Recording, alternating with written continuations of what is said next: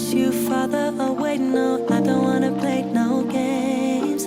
I just wanna call, see if we're okay, babe. All I wanna ask you is, are you down for love?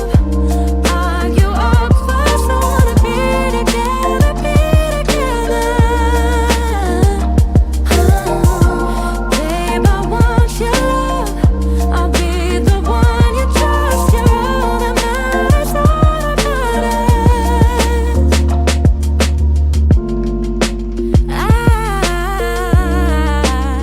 I got feelings about you. Oh yeah, butterflies every time I'm with you. Oh yeah.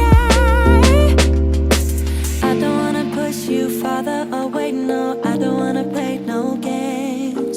I just wanna call, see if we're okay, babe. All I wanna ask you is, I don't wanna push you farther away. No, I don't wanna play no games. I just wanna call, see if we're okay, babe. All I wanna ask you is, are you down for love? Are you up for us? I wanna be together, be together. Babe, I want your love. I'll be the one you trust. You're all that matters, all that matters. Are you down for love? Are you up for us? I wanna be together, I wanna be together. Babe, I want your love, your love. I'll be the one you trust. You're all that matters. No matter what we go through, love will still remain. So do what you want, baby. You and me in the sun.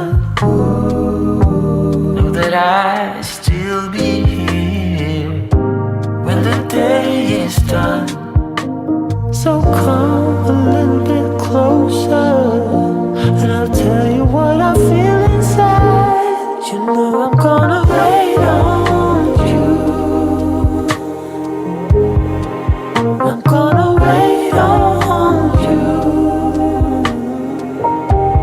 You know I'm gonna wait on you.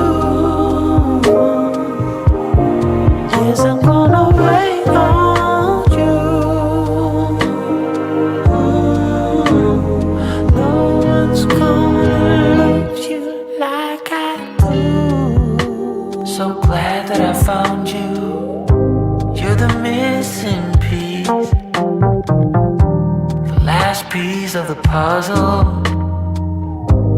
I'm finally at ease.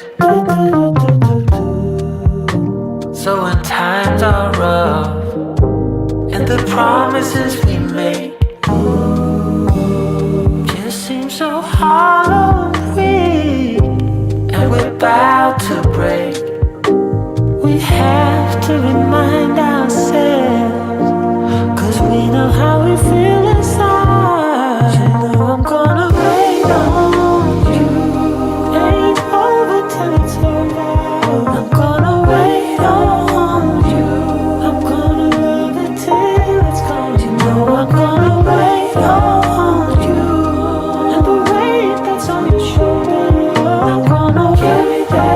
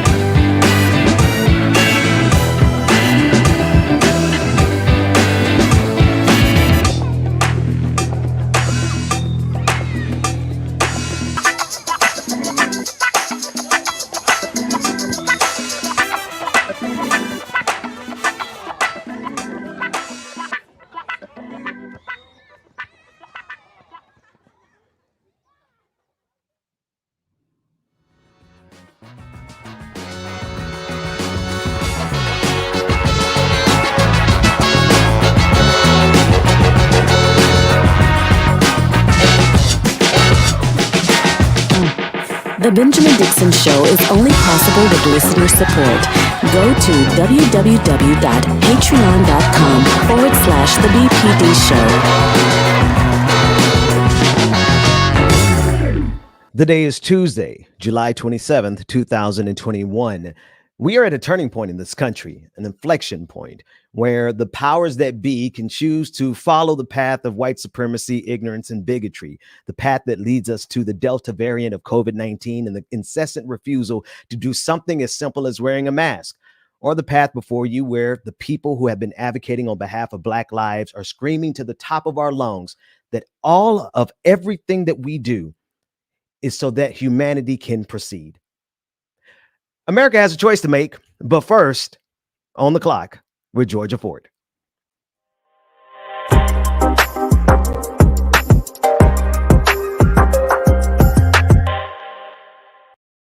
Despite the fact that so many Americans are doing everything that they can to get back to normal, the pandemic is not over. And meanwhile, as numbers are continuing to increase across more than a dozen states in the U.S., we're still hearing from Republican lawmakers who refuse to get vaccinated. And not only do they refuse to get vaccinated, but in ways they're encouraging their own base to not get vaccinated either. And so what does that mean for our country? And what does that mean for millions of people around the globe who simply want to get back to the way things used to be? And many of us have accepted that we probably won't. I want you guys to hear from Byron Donalds. He's a lawmaker in Florida, and he had some pretty strong views when he was interviewed about getting vaccinated on CNN. Take a listen. And an aspect of vaccine hesitancy is politics, especially in your state. Don't Fauci, Florida. We all know that was about. Do you feel responsible for spreading a message where I'm not going to take it because I don't care what Biden wants? Byron Donald's not going to take it because he doesn't care what Biden wants. You think that's a good message for people to hear? Well, the first thing is my message was never about Joe Biden. The message is about me and my own personal health. I'm not getting vaccinated because I don't want to. Hold on, no. I want to read your words. I want to read your words. Byron, I know you don't get to cut me off. It's my show. But just listen. It has nothing to do with what Joe Biden wants. It has nothing to do with what Joe Biden wants. Funny, I never brought him up when I was deciding whether or not to get vaccinated. Why did you? A reporter asked me on a news show, and I said it has nothing to do with what he wants. I chose not to get vaccinated because I chose not to get vaccinated. I already had COVID-19 once. I'm 42 years old. I'm in very good health. I actually get checkups regularly and do all those things. That's a personal decision from myself. Members of my family, my wife, my 3 kids, they've all had COVID. They're not getting vaccinated. They're all healthy. That is a decision they've chosen to make. You ask your doctor? For everybody to understand is this. Hold on. Here's the key thing you need to understand. If people in the United States are concerned about contracting and being hospitalized and dying, of course, from COVID-19, please go get vaccinated. I will never tell you not to get vaccinated. What I'm saying is I made a decision not to get vaccinated. And it doesn't matter if it's you or Joe Biden or anybody else that's going to stress or want. So here we have a Republican lawmaker, Ben, and I'd love your thoughts on this because ultimately, yes, we all have a choice on whether or not we want to get vaccinated. And his family has that choice also. But as a lawmaker, as a politician, you not only represent yourself and your family, but you represent your constituents. And so to some degree, a lot of people feel that this type of commentary is irresponsible when we are a nation that's failed to get herd immunity. Yeah, I'm looking at this brother, Byron Donald is his name, and I'm fascinated with this faction of the Black community that has to be ignoring the disproportionate amount of Black people that are dying from COVID-19.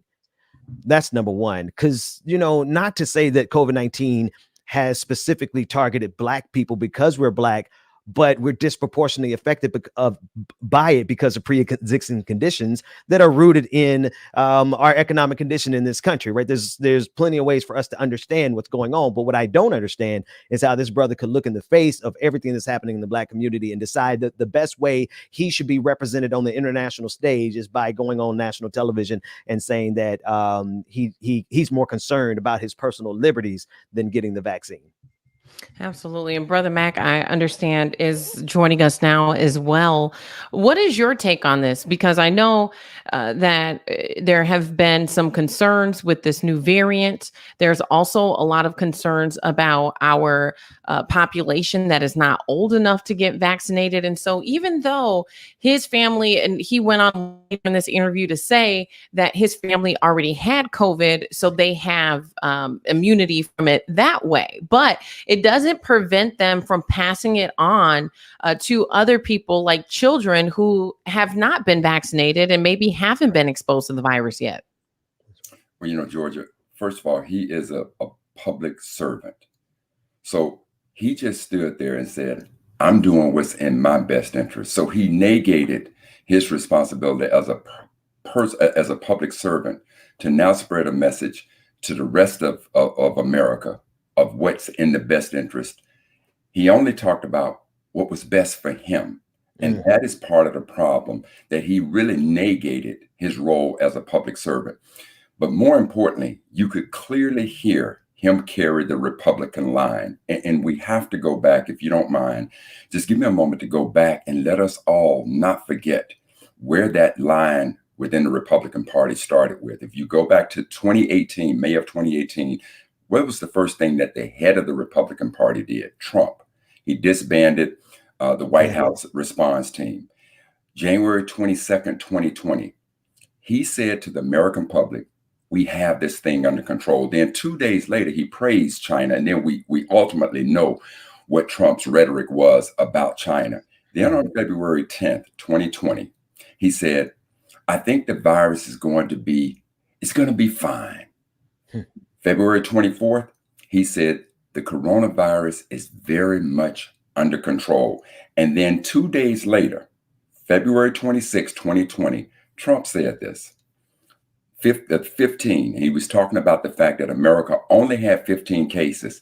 He said, within a couple of days, this is going to be down to zero. So the entire Republican Party under Trump started this anti-vaccination, anti-mask. Basically, the coronavirus is nothing more than an exaggerated flu. We got this under control. And now that this thing has gone rampant and killed so many people and has a way of putting our country in the position we are, now we're watching the Republican Party change their narrative now to say, well, that's a personal choice that you have to make. If you don't make it, that blood is not on our hands. Those deaths are not on our hands. You personally made that. And this is why when you take a look at Representative Donald, what he said, it's not about you and your family. You are a public servant. You should be given a message that is in the best interest of all Americans. And that's what he negated. That's it. That's right. Yeah, I couldn't agree with you more. And I think that it's unfortunate we're seeing in his answer about his health, in his answer about the people he serves and their health, he had the nerve to mention Biden. What does President Biden have to do with your choice to get vaccinated, your family's choice to get vaccinated, or anyone who you represent and their choice to get vaccinated? It has nothing to do. And so that is the one thing that I do think was stellar about this interview. The fact that got pointed out. But what it does for me, Ben and Brother Mac, is it makes me really think about how divided our politicians are. So much so that we could be in the midst of a public health crisis, a pandemic. Yes. And these folks are holding so tightly onto their party that they don't care how many people are dying from this disease. And so it's unfortunate that here, instead of thinking about the greater good, the health of those that he represents, he's thinking about his party. Right. And Georgia, and I'm glad you framed it exactly like that, because he clearly isn't thinking about his family. I don't care what this brother says, because to me, I'm not comfortable with the sentence, my wife and kids got COVID. If there was anything I could do to avoid it, like getting a vaccination or like wearing a mask or like sheltering in place, and all the things that the Republican Party actively did to ensure that we spread it, that we went for herd immunity when we could have just waited for the vaccine, right? That's the underlying strategy, was that conservatives were absolutely more concerned with people being forced to go out to work, forced to go out and to consume. They were more interested in people going to the bar. They were more concerned with the revenue, the quarterly profit margins of clubs and bars and their personal interests than they were human life. So to hear this brother talk about, and you can put him back on the screen because I want to make sure everybody can see his face. He's talking about what's in the best interest of his family. No, he's talking about what's in the best interest of his party, not his family, because he would not have even fixed his mouth to say that and then say that he's not going to get vaccinated, because why would you want your children to go through this twice, brother? You know, and the other thing too, you know, Georgia, the way that you framed it is absolutely correct. Because see, there are certain issues in this country that clearly a division of the party, I can accept it. Are you pro-life or are you pro-choice? Personal, I get that.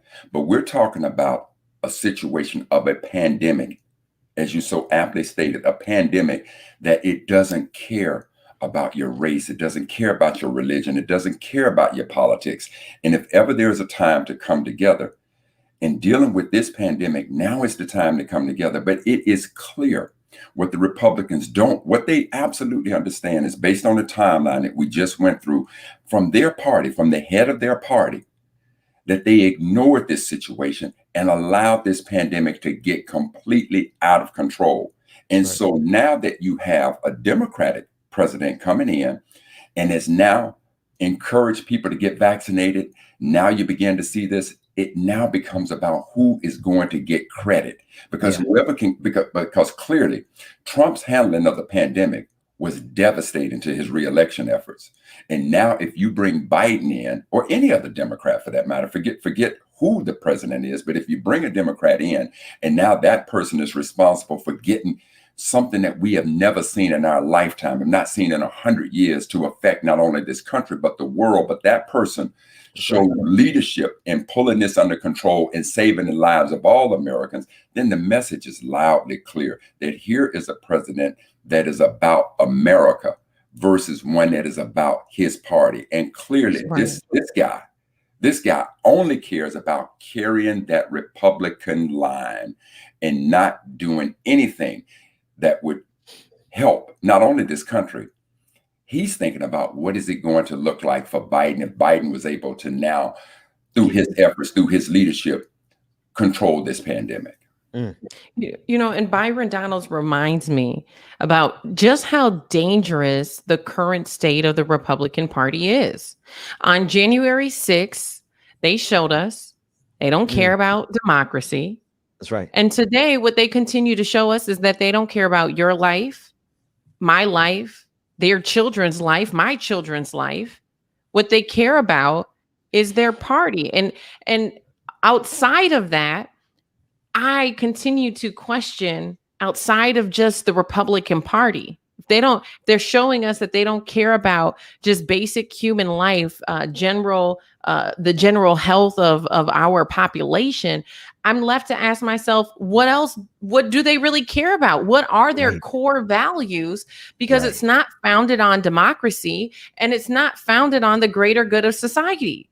That's it. So what is it that they care about? What is it that's driving the choices that they're making collectively?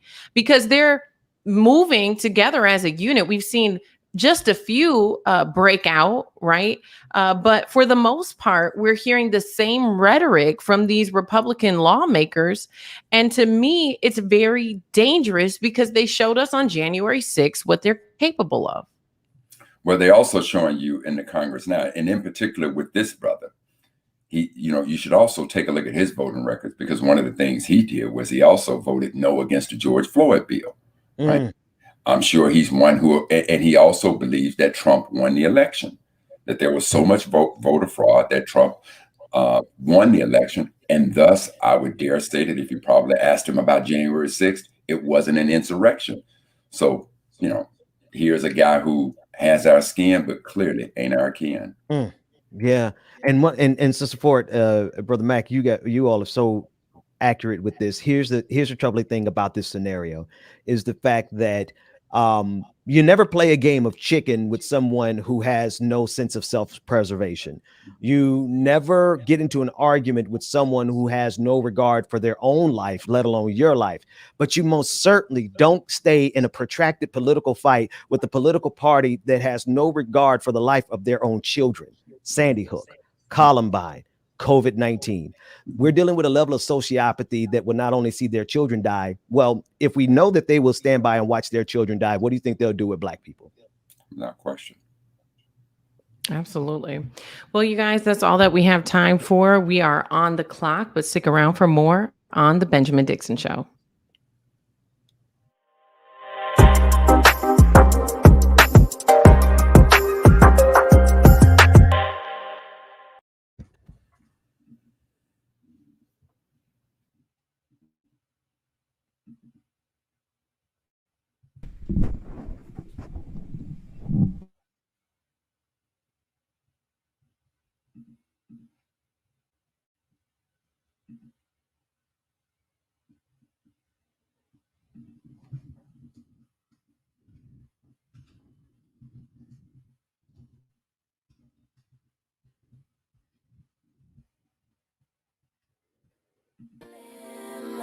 Don't take it personal, I ain't lying, I ain't hiding, I've been grinding, multiplying.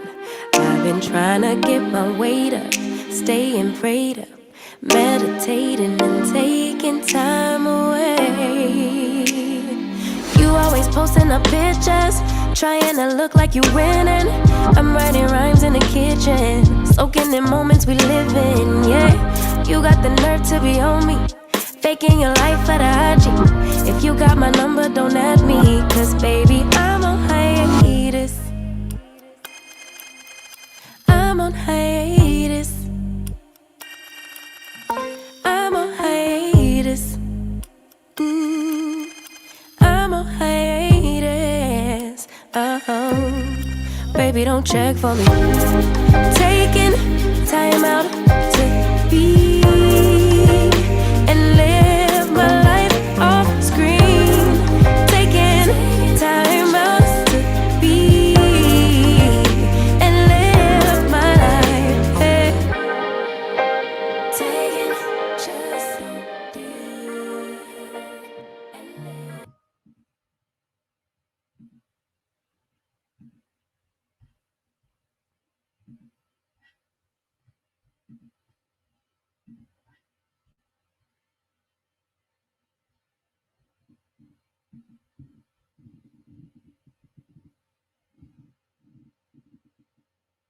Trying to look like you winning, or look like you always be working, soaking the moments you live in, yeah. You got the nerve to be on me, faking your life for the IG. If you got my number, don't add me, cause baby, I'm on hiatus. I'm on hiatus. I'm on hiatus. I'm on hiatus. Baby, don't check for me. Taking time out to be and live my life off screen. Taking time out to be and live my life. I'm in a place serene and pure and free. Hey, I ain't worried about what's the wave, only worry about me, yeah. Oh, I'm taking time out to be and live my life off screen. Taking time out to Let me go for one day. Let me lose myself again. Give me something for the pain. Always trying to pretend that I'm not living just a lie. Broken heart and shattered lives. Let me go for one day. Let me lose myself. Oh, I knew how this would end. Oh, I knew that it would die. That we would come to this.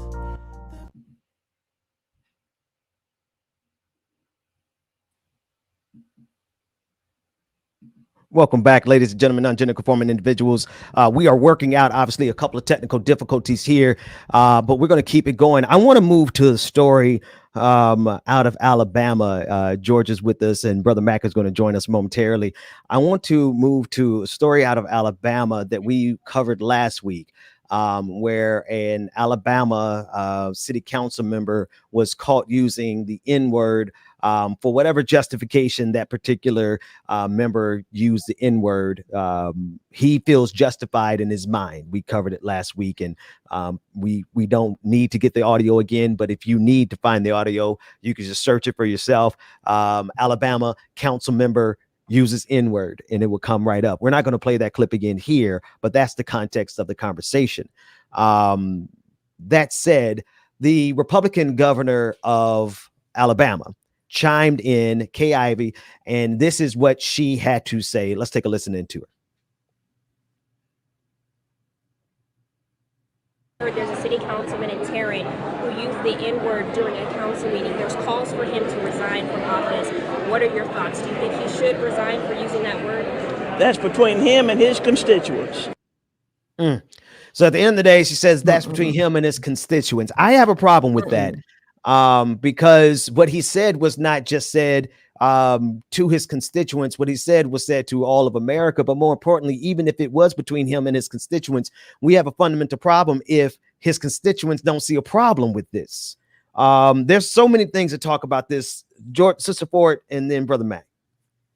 Are his constituents not her constituents? And what we've seen here in Minnesota, we've seen the governor use his political power to ask lawmakers to resign, to step down. We saw that happen with Representative John Thompson, who we talked about a few weeks ago. So she could absolutely use her political capital and her power to denounce this type of hatred showing up in city council meetings in a city in which she represents.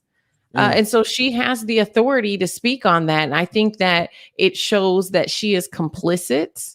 And that's what we mean. Let's be clear. When Black folks say that being complicit is being violent, that silence is violence, she is basically standing aside and saying that his behavior during a city council meeting is okay, that she will tolerate it, right? There should be a zero tolerance for that type of conduct in general, but especially during a city council meeting. You know, it's one thing if you're behaving that way on your own private property, which obviously we don't condone, but showing up to a city council meeting and behaving that way is another level. And so I'm very disappointed that she did not denounce his behavior, that she did not call for his resignation. I think that it shows that she's complicit. And at this point, we need to be asking her to resign. You know, Sister Ford, and when you talk about silence, and given that America loves to quote Dr. King, just remember what Dr. King said. There comes a time when a man's silence is criminal. And clearly, in the case of the governor, her silence is criminal. But the reason why this story particularly resonates with me is because when I served as the chief servant president of the Seattle King County NAACP, I had a very similar case, and it involved a teacher by the name of Brian Emanuel. And in this particular case, students were calling an assignment gay, right? So he took the student out to the hall, and the student that he took into the hall was the son of my right-hand man within the NAACP. So I'm not getting the story secondhand. I got the story firsthand. And asked the student about using the word, and the student said, look, this has nothing to do with sexuality or anything like that. It's just a word that we use. So he brings the student back into the classroom and says in front of the entire class, where I guess the N can come, except he didn't say N. He said, I guess the N can come back in. And it was at that point, everything erupted. So we had a similar situation where now people, when the word got to me, oh, it was an absolute zero tolerance. I'm calling for his absolute ousting of it. And now I had members of the Black community who were saying to me, but Carl, he used to work at Microsoft and he came in the inner city to help teach kids. I said, I tell you what, go to his defense, stand right in front of him. And I promise you with everything in me, you'll be the first one to drop before I get to him, because we shall get to him. And I made an edict that he would no longer teach in that school district. And to that point, he no longer taught in that school district, not while I was in the position of chief servant of the NAACP. So we have to take an absolute zero tolerance on this level. And I wouldn't be looking for the governor or anybody else to handle that situation. The Black community, and in particular, an organization of which I'm a life member, the NAACP, we need to be on the front line of making sure that he's out, period. Yeah. Yeah. And the reason that is so accurate, Brother Mac, is because I don't care. Like we've had this ongoing conversation on each of the shows, on the Clock, Like It or Not, Benjamin Dixon show, the difference between impact versus intent. Yes. And because we've seen so many occasions where people excuse everything because they say their intent. Well, consider for a moment the impact of what you said. And then perhaps before you say it, Sister Ford, why would he not take into consideration his own self-preservation? But he's so confident. Yeah. And his name was Councilman John Bryant. He's better known as Tommy Bryant. Tommy Bryant of Tarrant, Alabama, a Tarrant City councilman. He was so confident in his position that he felt like he had the right to use the N-word and not expect to be held accountable for the impact, regardless of his intentions. Sister Ford. You know, I think that it is this type of boldness that we are seeing resurface all across the country. And that is contributing to why we're so polarized. But it breaks my heart that you have people inside of their homes that are willing to pass down the hatred that they have for Black people, right? People are at home teaching their children how to hate Black people. And we have to teach our children how to protect themselves when they go to school, when they go to work, but you would think that when you are appointed by the people, and so you're not just representing white people, you're representing all people, your colleagues are Black also, you would think that you would be able to conduct yourself in a professional manner, but your hatred is that deep. Your hatred is that overbearing that you have no regard to even show up professionally anymore. And you're so confident in the other people who are in positions. I wouldn't be surprised if Tommy Bryant had a conversation with the governor already and knew where she stood and knew that she would be complicit. Okay, this stuff is not surprising. And there's so many dog whistles that happen right in front of our own faces. There's so much gaslighting that happens when Black women. I bet you that those city councilors have tried to blow the whistle on Tommy Bryant's behavior before this happened. I promise you that mayor is not surprised because Tommy Bryant started gunning for the mayor afterwards, saying that he was only reciting something he heard the mayor say. And the mayor is Black. And so I think that this is very telling of what happens in small rural communities all across this country, is that you still have white men who have their robes hanging at home and who think that they can show up to work with that mentality. Right. And it is 2021. And let me tell you, when leadership shifts, and when you see this next generation of Black leaders start to take these positions, they're not going for it. And so the KKK better figure out, when they can start burning them robes. Otherwise, I know some young folks who will burn them for them. Well, the other thing I want to continuously remind us of, we shouldn't look for them in the sheets. Look for them in the suits. And see, even when we talk about complicity, it's a couple of things I want to make on this point. Every person in that room should have held him accountable. All of them are just as complicit. And if there was a brother in the room, trust and believe, had I just been at that meeting, that brother would have seriously gotten the business. Make no mistake about that. Please make zero mistake about that. Second of all, think about the governor. We just watched that sister yesterday, right? She was the same one who said that those who don't take the vaccine are is the pain that they're going to suffer from is self-inflicted. She's the same one who poo-pooed that away. So we should not be at all surprised. We should continue to track their history. So now, I've only listened to this woman twice. And the two things I've heard is that if you don't take the vaccine, that's a self-inflicted pain. And she's a member of the Republican Party. That's right. This woman now say, I have no problem. That's between he and his constituents. So now she's complicit. She's a member of the Republican Party. So just remember what her track record is. History is recording her. That's it. That's absolutely right. I want to shift to Atlanta, Georgia. And I have to preface this by saying the video you're getting ready to watch is triggering. It is very short. It is 5 seconds long. We are going to allow it to repeat only 2 times, David. I thought about that third time. The third time might be too much. But because it is short, we're going to let it play twice. And it is footage that was captured or shared, rather, on Twitter by Michael Seaton. He is a reporter for a local television station, WSB-TV. And it is footage of an Atlanta police officer kicking a black Atlanta police officer kicking a black woman in the face while she is on the ground, handcuffed. I have more details as far as the investigation and the update, but first, let's take a look at the video. David, only let it play twice. Trigger warning. It is difficult to watch. Take a look.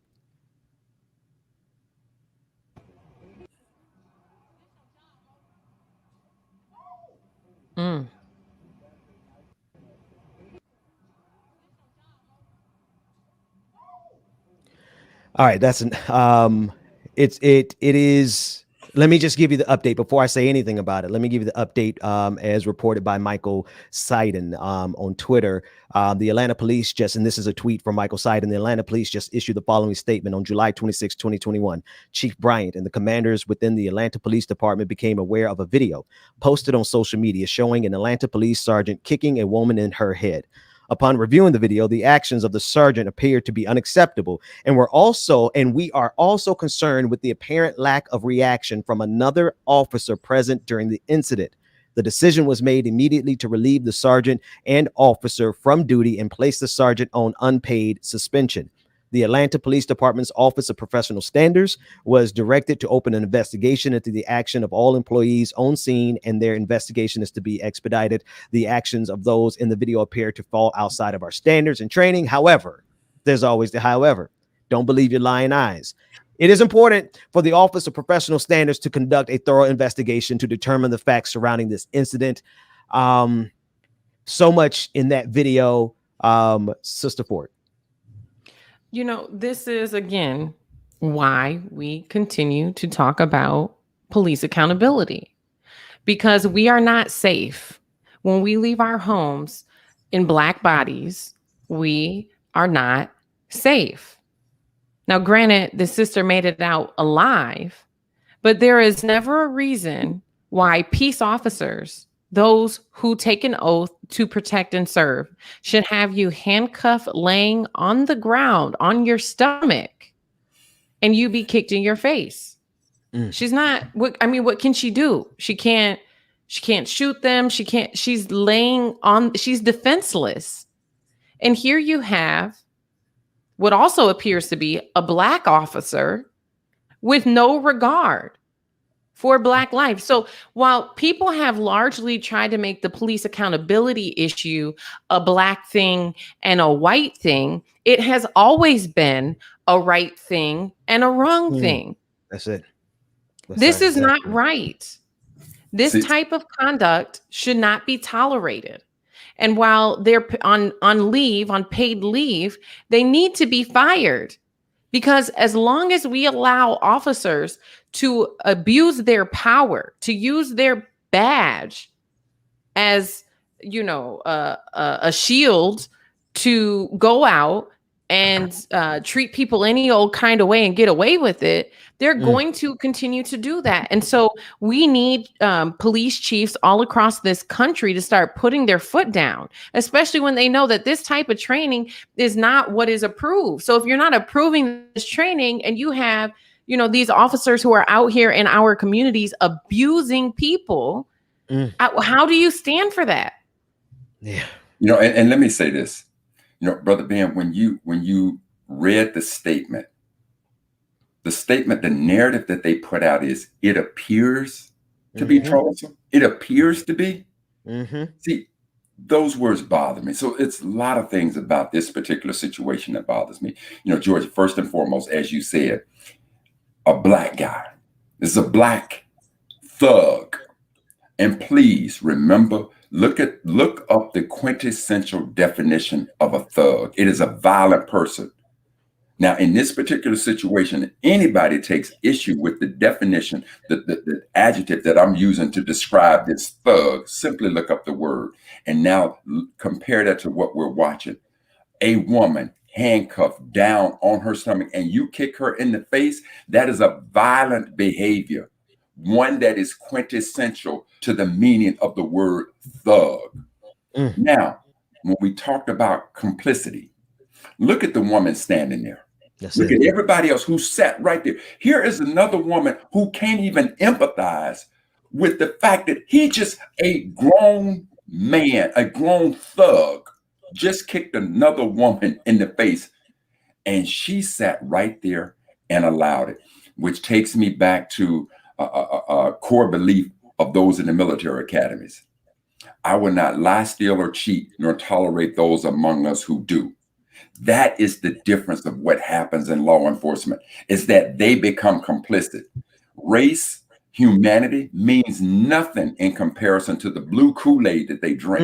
That Kool-Aid that says, under every situation, I don't care how horrible it is, I will protect my blue-blooded brethren. And in this case, all thugs. So that's why I say, not only can the word thug be to an individual, but to an organization. That's right. This is why when they come and say it's only a few bad apples. Well, in this particular case, is the woman who sat there in uniform, is that thug? Is she a good apple? She's rotten too. That's it. The police chief, when he put out his narrative, it appeared to be, you're rotten too. That punishment, that judgment should have been swift. Not only should he have been terminated, but then criminal charges ought to be filed against him. That's it. And in a hurry. That was my question. I'm sorry. Go ahead, Brother May. No, that's it. That was my question on Twitter last night, was why is this man not arrested? We clearly have video evidence of an assault. Yes.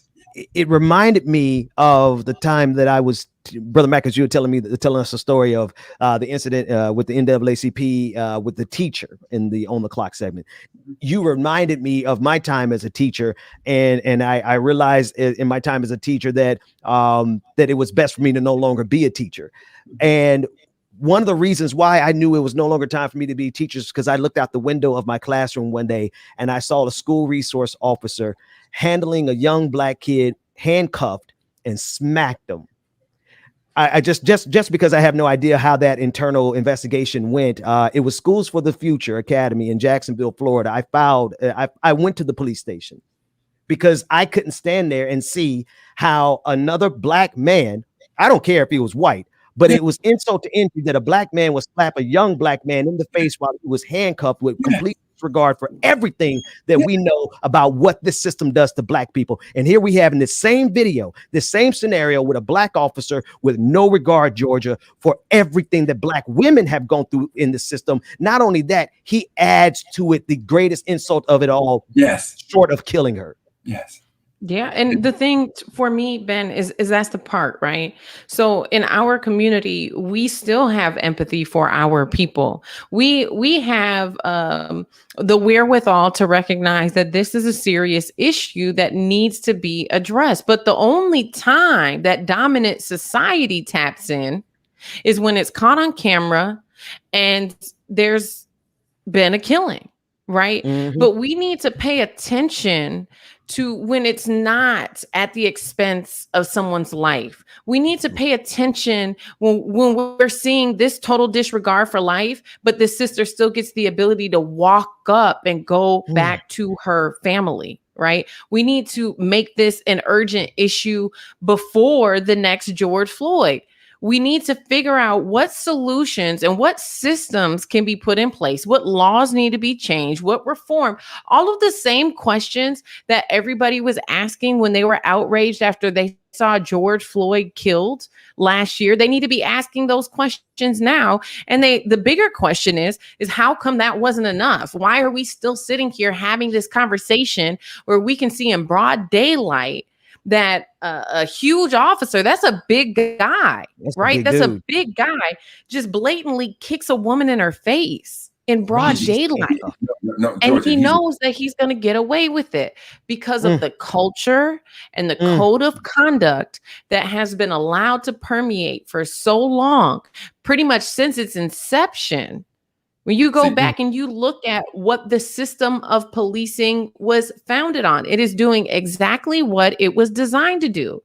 And so, again, I can't help but reiterate, this is why I have continued to make police accountability one of my primary areas of coverage, because you won't see this being a top story on national news outlets like you did when George Floyd was killed.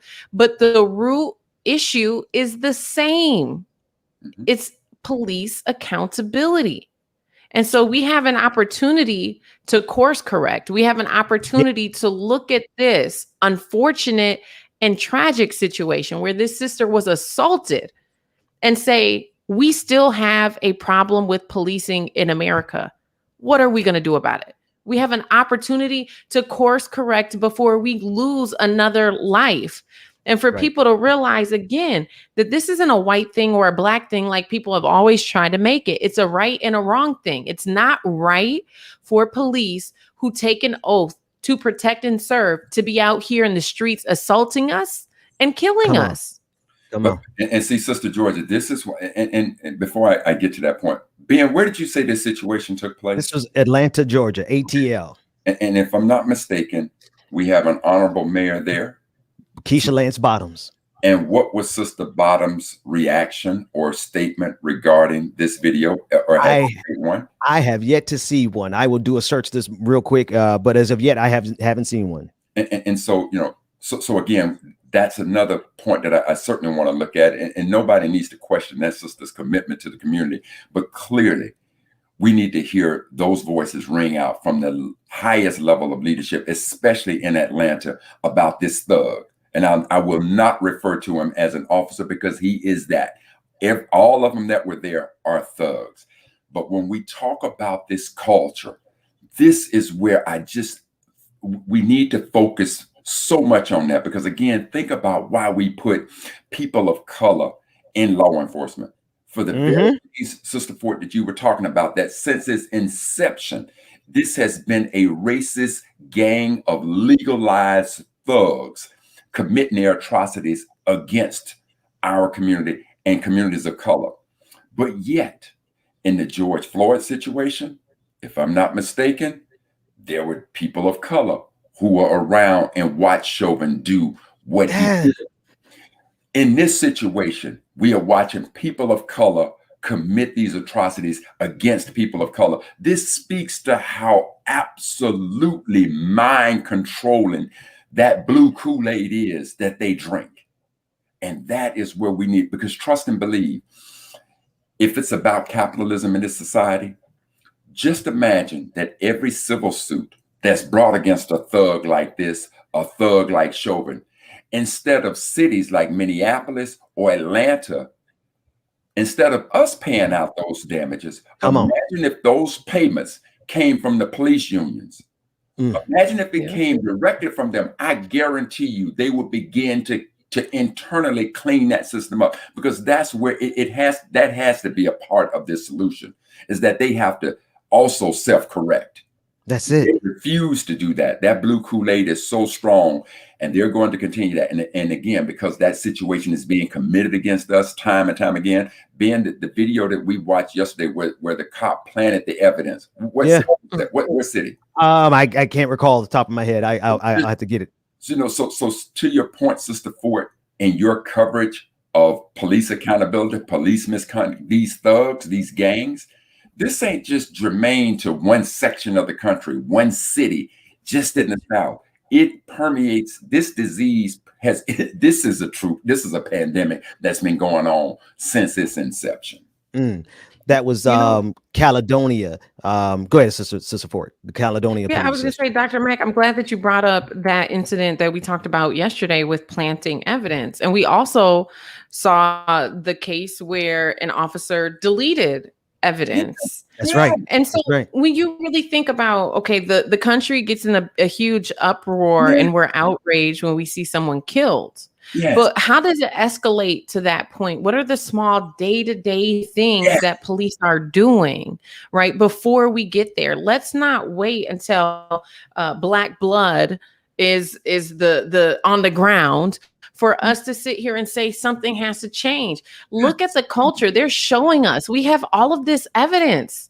We have all of this evidence of all of these wrongdoings that lead up to them taking someone's life. And why do they think that they can murder someone? Because they can delete evidence, because they can plant evidence, because they can assault you. And guess what? No one's going to do nothing about it. You know, in the case of Philly, you have this officer who's charged with obstruction and who's charged with tampering up evidence. But guess what? There had to be uproar. There had to be a protest. People had to be outraged. Why is that not just the part of the process? That when your cops do something wrong, when your officers do something wrong, that you hold them accountable. When you realize that you're going to be out here and you're going to be assaulting people, that you're automatically ejected from the force. We don't tolerate that here. But no, they allow it, and then it bubbles over. And then you have other officers who are standing there who are seeing that you can treat people this way on the street and you can get away with it. Just a little smack on the wrist.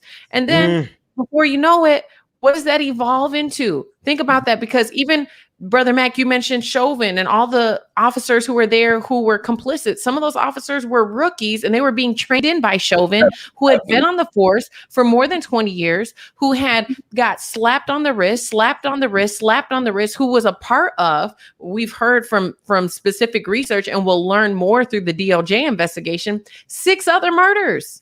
And he was still on the force. So you guys are going to allow these killer cops to sit here. I feel like they're basically grooming them to do that. They're giving them a pass. You know, in the fundamental, if you're not a part of the solution, you're part of the problem. Period. Or even if you go back to Eric Garner, the cop the thug that choked out Eric Garner had a distorted history of police misconduct within that organization. Now, if we begin to talk about this from a systemic standpoint, okay, not only do we see these thug cops, we're seeing the police chiefs who want to change the narrative and try to soften this up. We want to watch media who doesn't want to cover these situations. We're seeing prosecutors, even the guy we just had on, the brother we just had on from Florida, Donald. Byron Donald. Donald.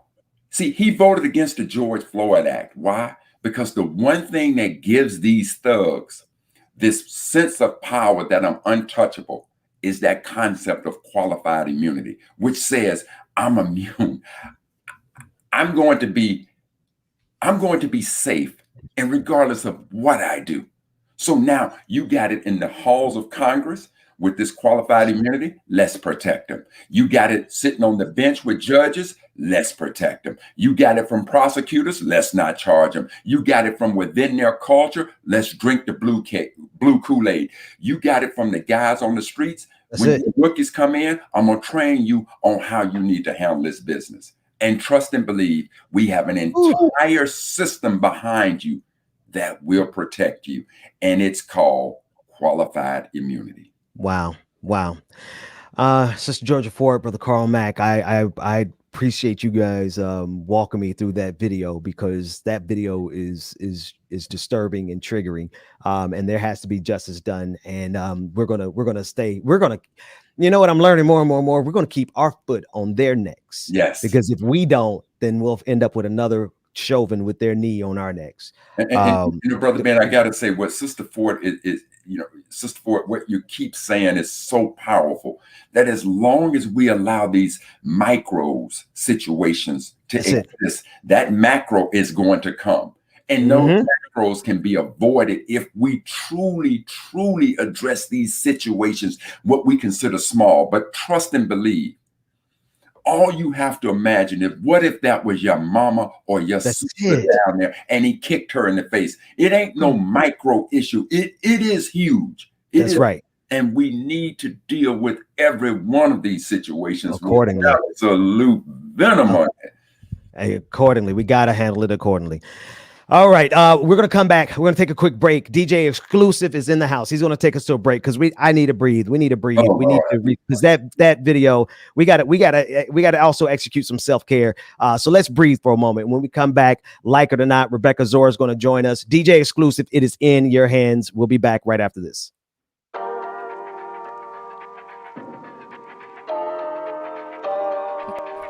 Boom, good morning, people. It's your boy DJ Exclusive. I'm here on location in Florida, y'all. And I'm in love with it, but unfortunately I'm getting back on the road to go home today after the show. But good morning, y'all. Love y'all, mean it. Good to see everybody. But every part of my body is telling me to run away from you. Come a little bit closer. Yeah. Come a little bit closer. Yeah. Crazy. It's been days, but you never change. What's love got to do with it? Missed everybody, man. Want to thank everybody for y'all support, your words, everything. I appreciate y'all, man. We came down for a friend's birthday and enjoyed the hell out of it. Shout out, happy birthday, special happy birthday to my brother, my friend. Marquis said it was happy birthday, Q. We hope you enjoy your birthday. So have a good day at work. Love you. Good morning again, everybody. Make sure that you stay tuned. Like it or not, it's coming up next with Rebecca Zora, my sister, y'all, my brother Benjamin. Good morning, y'all. You can't take me with you. I'm scared you're gonna blow your fuse. Come a little bit closer.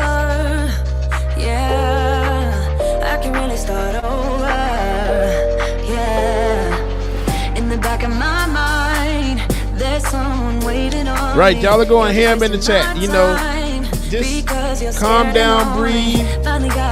Woosah. Woosah. Good morning, everybody. Good morning. Dragon Ball Super Dope. Good morning. Alicia, Lily, B, Tiger, Tyler. Good morning, y'all. Lisa Noel, love you too. Good morning.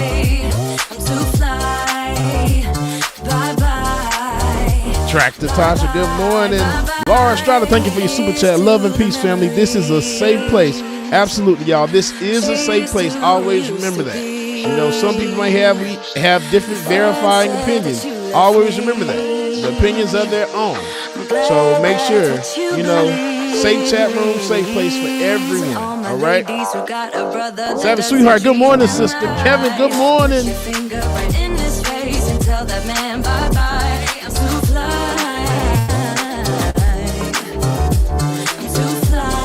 On and on it goes. Good morning, y'all. Sister Nat. Hey, shout out Mom and Daddy. Good morning, Mom and Daddy. Love you.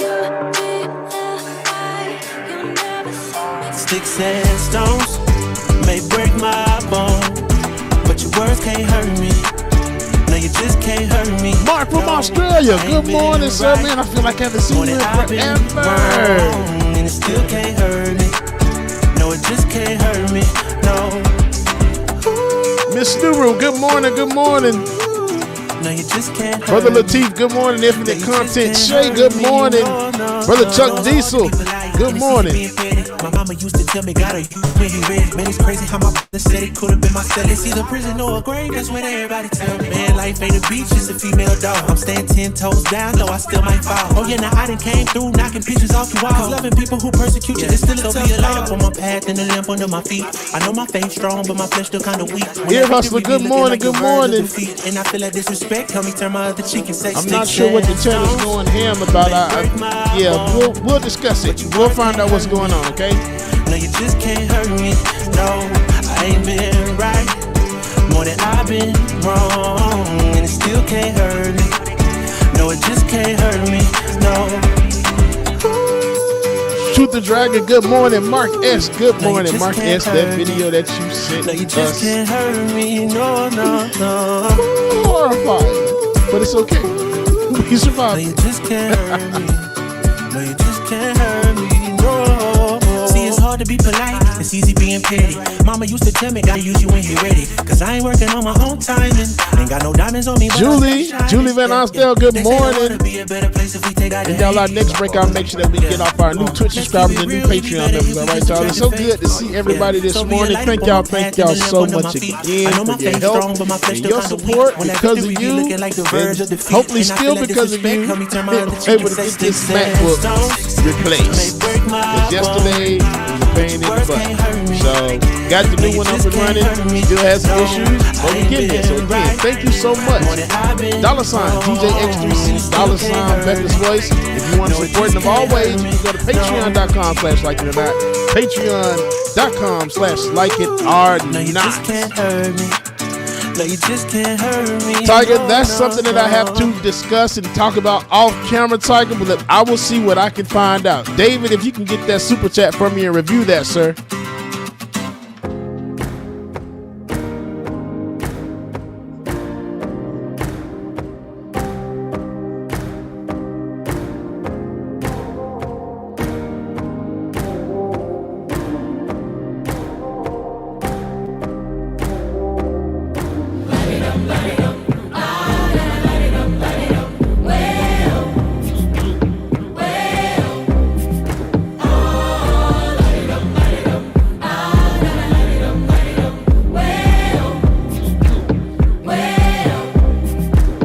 David, I'm not sure if you got me, but make sure you get that super chat from Tiger for me, okay, David?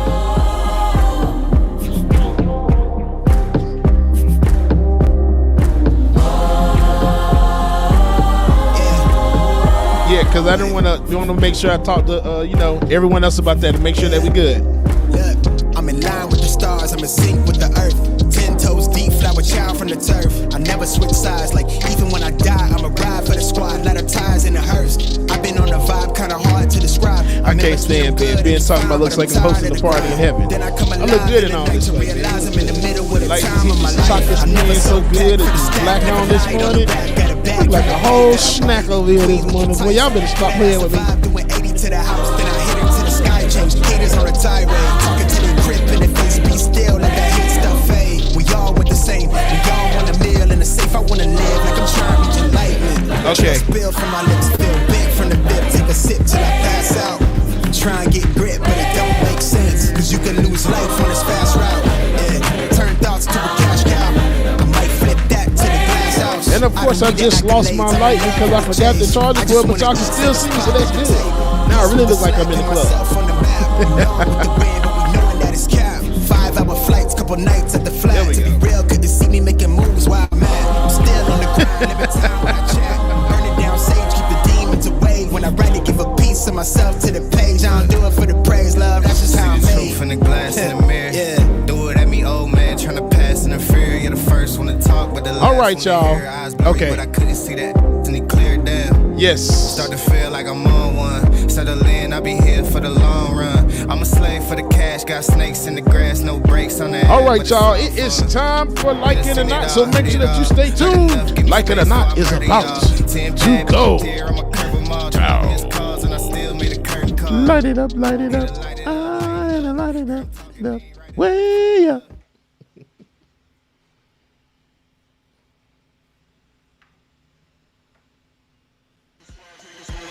Like It or Not with Benjamin Dixon starts now.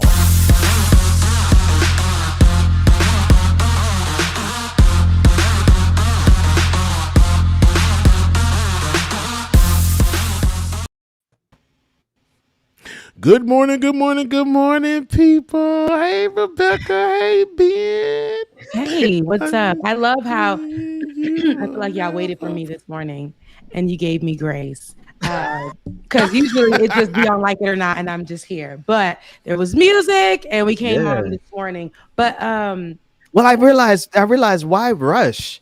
We could do it the way we want to do it. There's no reason for us to rush and be under pressure and we really, can because I if we thought need I've been saying that too. But it's crazy when Ben don't want to rush. Then but you do know the world is ours.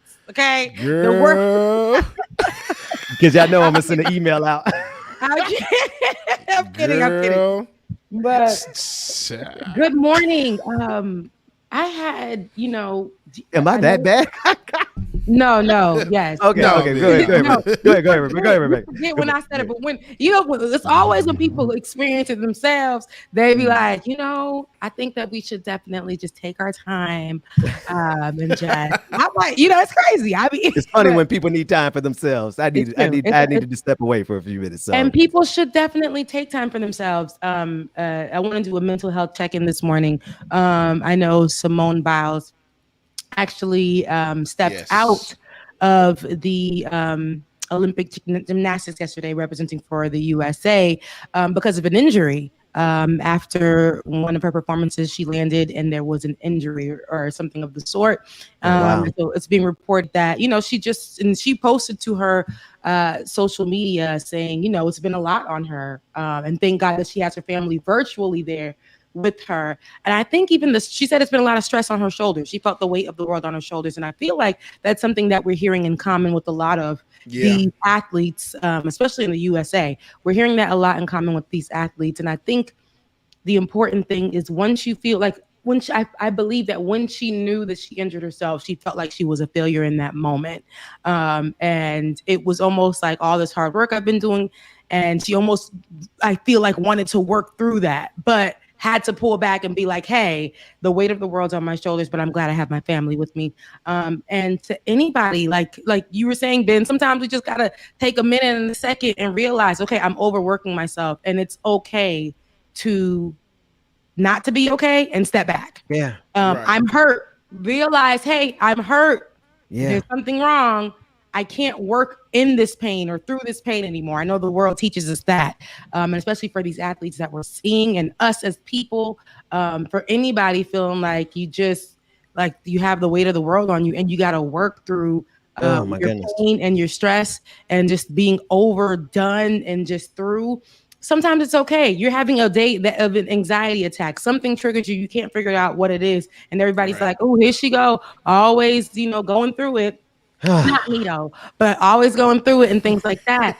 But it's your time. If you need that 5 minutes, if you're on the phones at work all day and you need that 5 minutes, you definitely need to take it. Whatever you need to just breathe it out, because we can't be sitting here and still applying that boomer mindset of literally, hey, you're not working. You're laying down in bed because you felt sick. There's people out there who are working through their sickness. There are people who are working through their pain. There are people out there who got houses. You talking about that clip from Steve Harvey where he's talking about, I don't sleep. I wasn't talking about that one, but I mentioned that one the last time. But that takes me there too. That mentality. It's Diddy as well. Diddy has done that as well. Yeah, he posted recently, not too long ago, and it almost shames us, and he posted, said, "Oh, I was in this house with, growing up, I had 15 roaches on my face, and I knew I had to work harder because growing up, I woke up with 15 roaches on my face."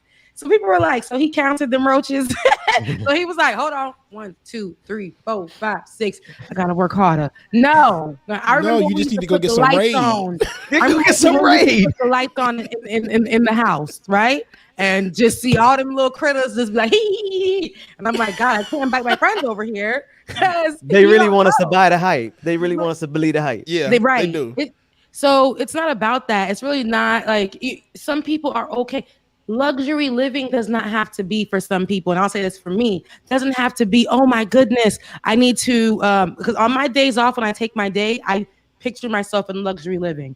Luxury living does not have to be driving in a G-Wagon or because God, I hope that comes in the future, but it doesn't have to be driving in a G-Wagon or whatever. Well, hang on. I don't mean to interrupt you, David. David, pull this down because you know they will pull us down. Let me tell you, they don't play about that B-roll there. Yeah. Take She that was one down. fabulous, though. See that? Take that Hey, down for they cancel our Simone. screen. It's in. Listen, I tell you. All right, now we get flagged. I know it's David's fault. Go ahead, Rebecca. Pull it down. But yes, though, luxury living for me is literally being able to just go to brunch by myself, and just be able to just eat some brunch, take a walk, go get my nails done, just little things like that. And for some people, it's just like sitting by the lake. I know one of our viewers was calling in and showing us his view. To me, that's luxury living. The fact that we can take time and breathe, it's whatever you want it to be. The fact that we can take time and just breathe and get away and do what we need to do is is a big deal. What's your luxury living, DJ? I'm about to say my luxury living is being in my little small ass apartment in my cloud room with all my collectible stuff surrounded by me. It may not be the best looking thing, but it's mine. It's beautiful to me. It's luxury. That's my luxury. I ain't got to be in no big fancy ass house. And I was all like, yeah, I'm gonna buy a house. You know what? Buy a house for what? I'm good. Yeah. What works for you? It's mine. And I'm gonna stick right beside it. I'm right beside it. That's mine. I'm gonna stick right beside it. Stick right beside it. Ben, what's your luxury living? My luxury living is being country as hell and walking barefoot down to the lake by my house. Nice. That's my and you scary Mary about all kinds of diseases and things. Now when I say barefoot, I'm exaggerating because flip-flops. I wear flip-flops, but that's barefoot. Barefoot. Man, I take them off and I walk in the grass right there by a little lake, like it's my little spot, man. I discovered it in the pandemic, and I go down there 2 or 3 times a day. And anytime I get a free moment to walk, that's where I'm at. Yeah. Well, so Rebecca, you saying in a sense, Simone Biles, like I think her injury probably also says something else to her, and I wonder what you think. I think go ahead. I think it tells her also, hey, I ain't about to sacrifice myself for these folks. Yes. No, not no more. I think Naomi Osaka actually probably inspired her to probably look at herself in that way. And I believe that there are other people that we probably don't even know, who feel the pressure in trying to get to the Olympics or, been practicing for the Olympics, which is fine because we want to, make sure we're the best that we can be for anything that we're doing, guys, for anything that we're doing. But when we feel sometimes the pressure of the world, especially when they're telling you how to do it, when you know you're doing your best. And I think when she hurt herself, she almost felt 2 things. She felt what you said, Ben. Like, I ain't about to keep doing this. I got to step back. I got to step back. I got to take heal care of myself and make sure I'm okay. And then she also felt, damn, all of this I've been doing and the world is counting on me. They call me the best gymnastics in this lifetime right now. Gymnast in this lifetime right now. That's me. At 24 years old, that is me. And I can't. Right now, with my injury, I can't be that. Will USA win? Because the pressure is on me to represent USA. But I think she was just like, there are other people on this team that I have trained and been trained with and have, been there for. And I know that they can represent just as well as I can. Simone, take a step back. Yesterday, my manager actually wrote in this chat and she was like, I'm sorry, you guys. I got to step away. I don't feel well. I've been having these coughs and and everybody's like, you know how it is. I'm like, ma'am, look, because you know me. Hey, girl, you need to take care of yourself. Overworking yourself and working through this day isn't going to make you better. So first and foremost, take care of yourself, give yourself time, step back and make sure you're good and healed. And then you come back and you can lead us. That's exactly what I wrote. Rebecca. Yeah. You are an insurrectionist, disruptive. Like you are always ready to tell somebody it's time for a revolution, ain't it? Rebecca's she telling the boss it's time for a revolution. Because everybody was like, oh, that's so sad. We're going to be right here for you. I'm like, y'all can't be there for her virtually. Y'all don't know her. Some of y'all just got on. Right. You don't even know her.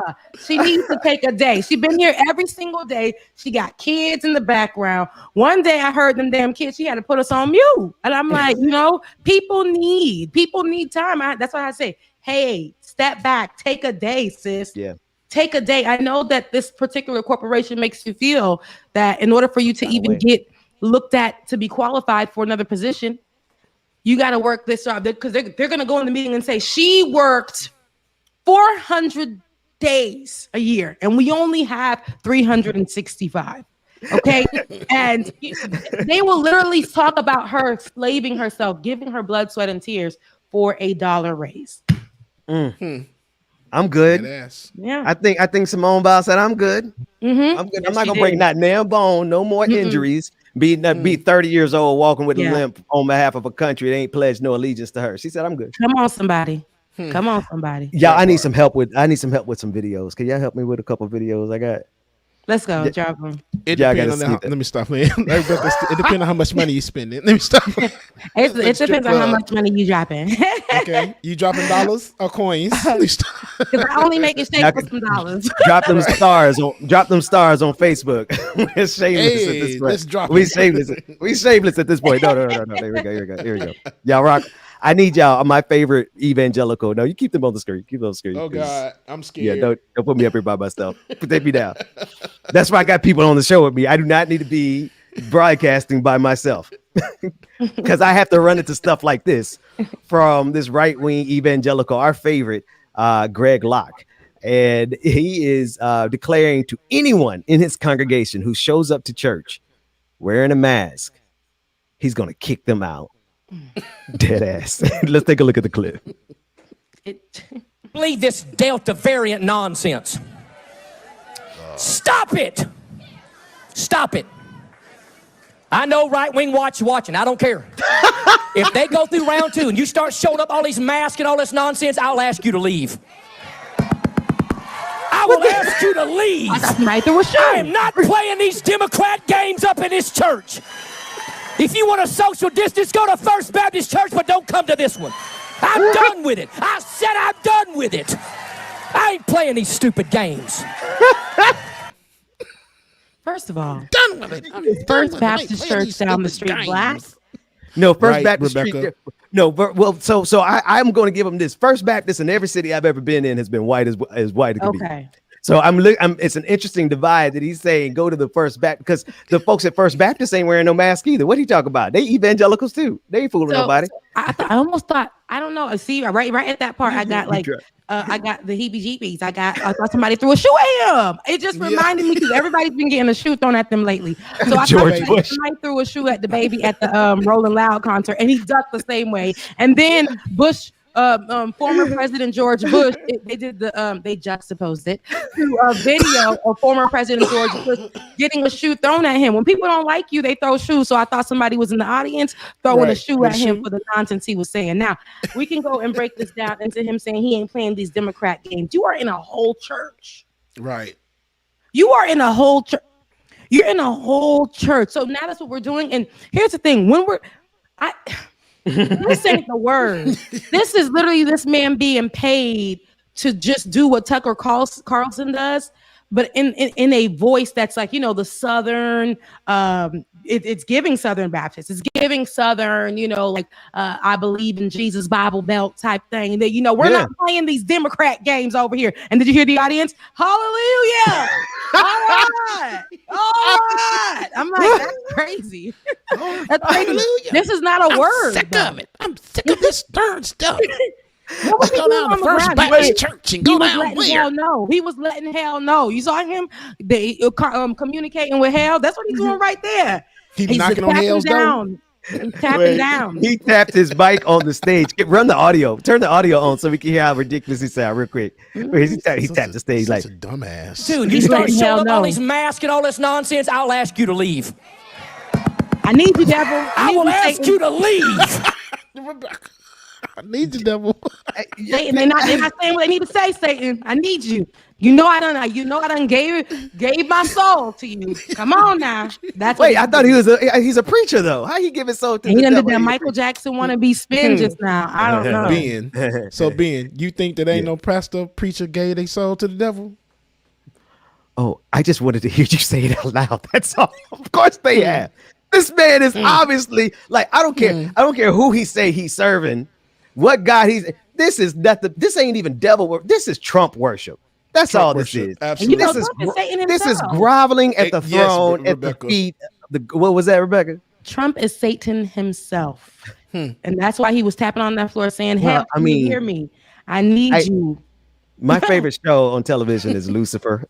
So I don't know, I honestly think that the devil is actually a little bit better than Trump. So I'm sorry, I digress.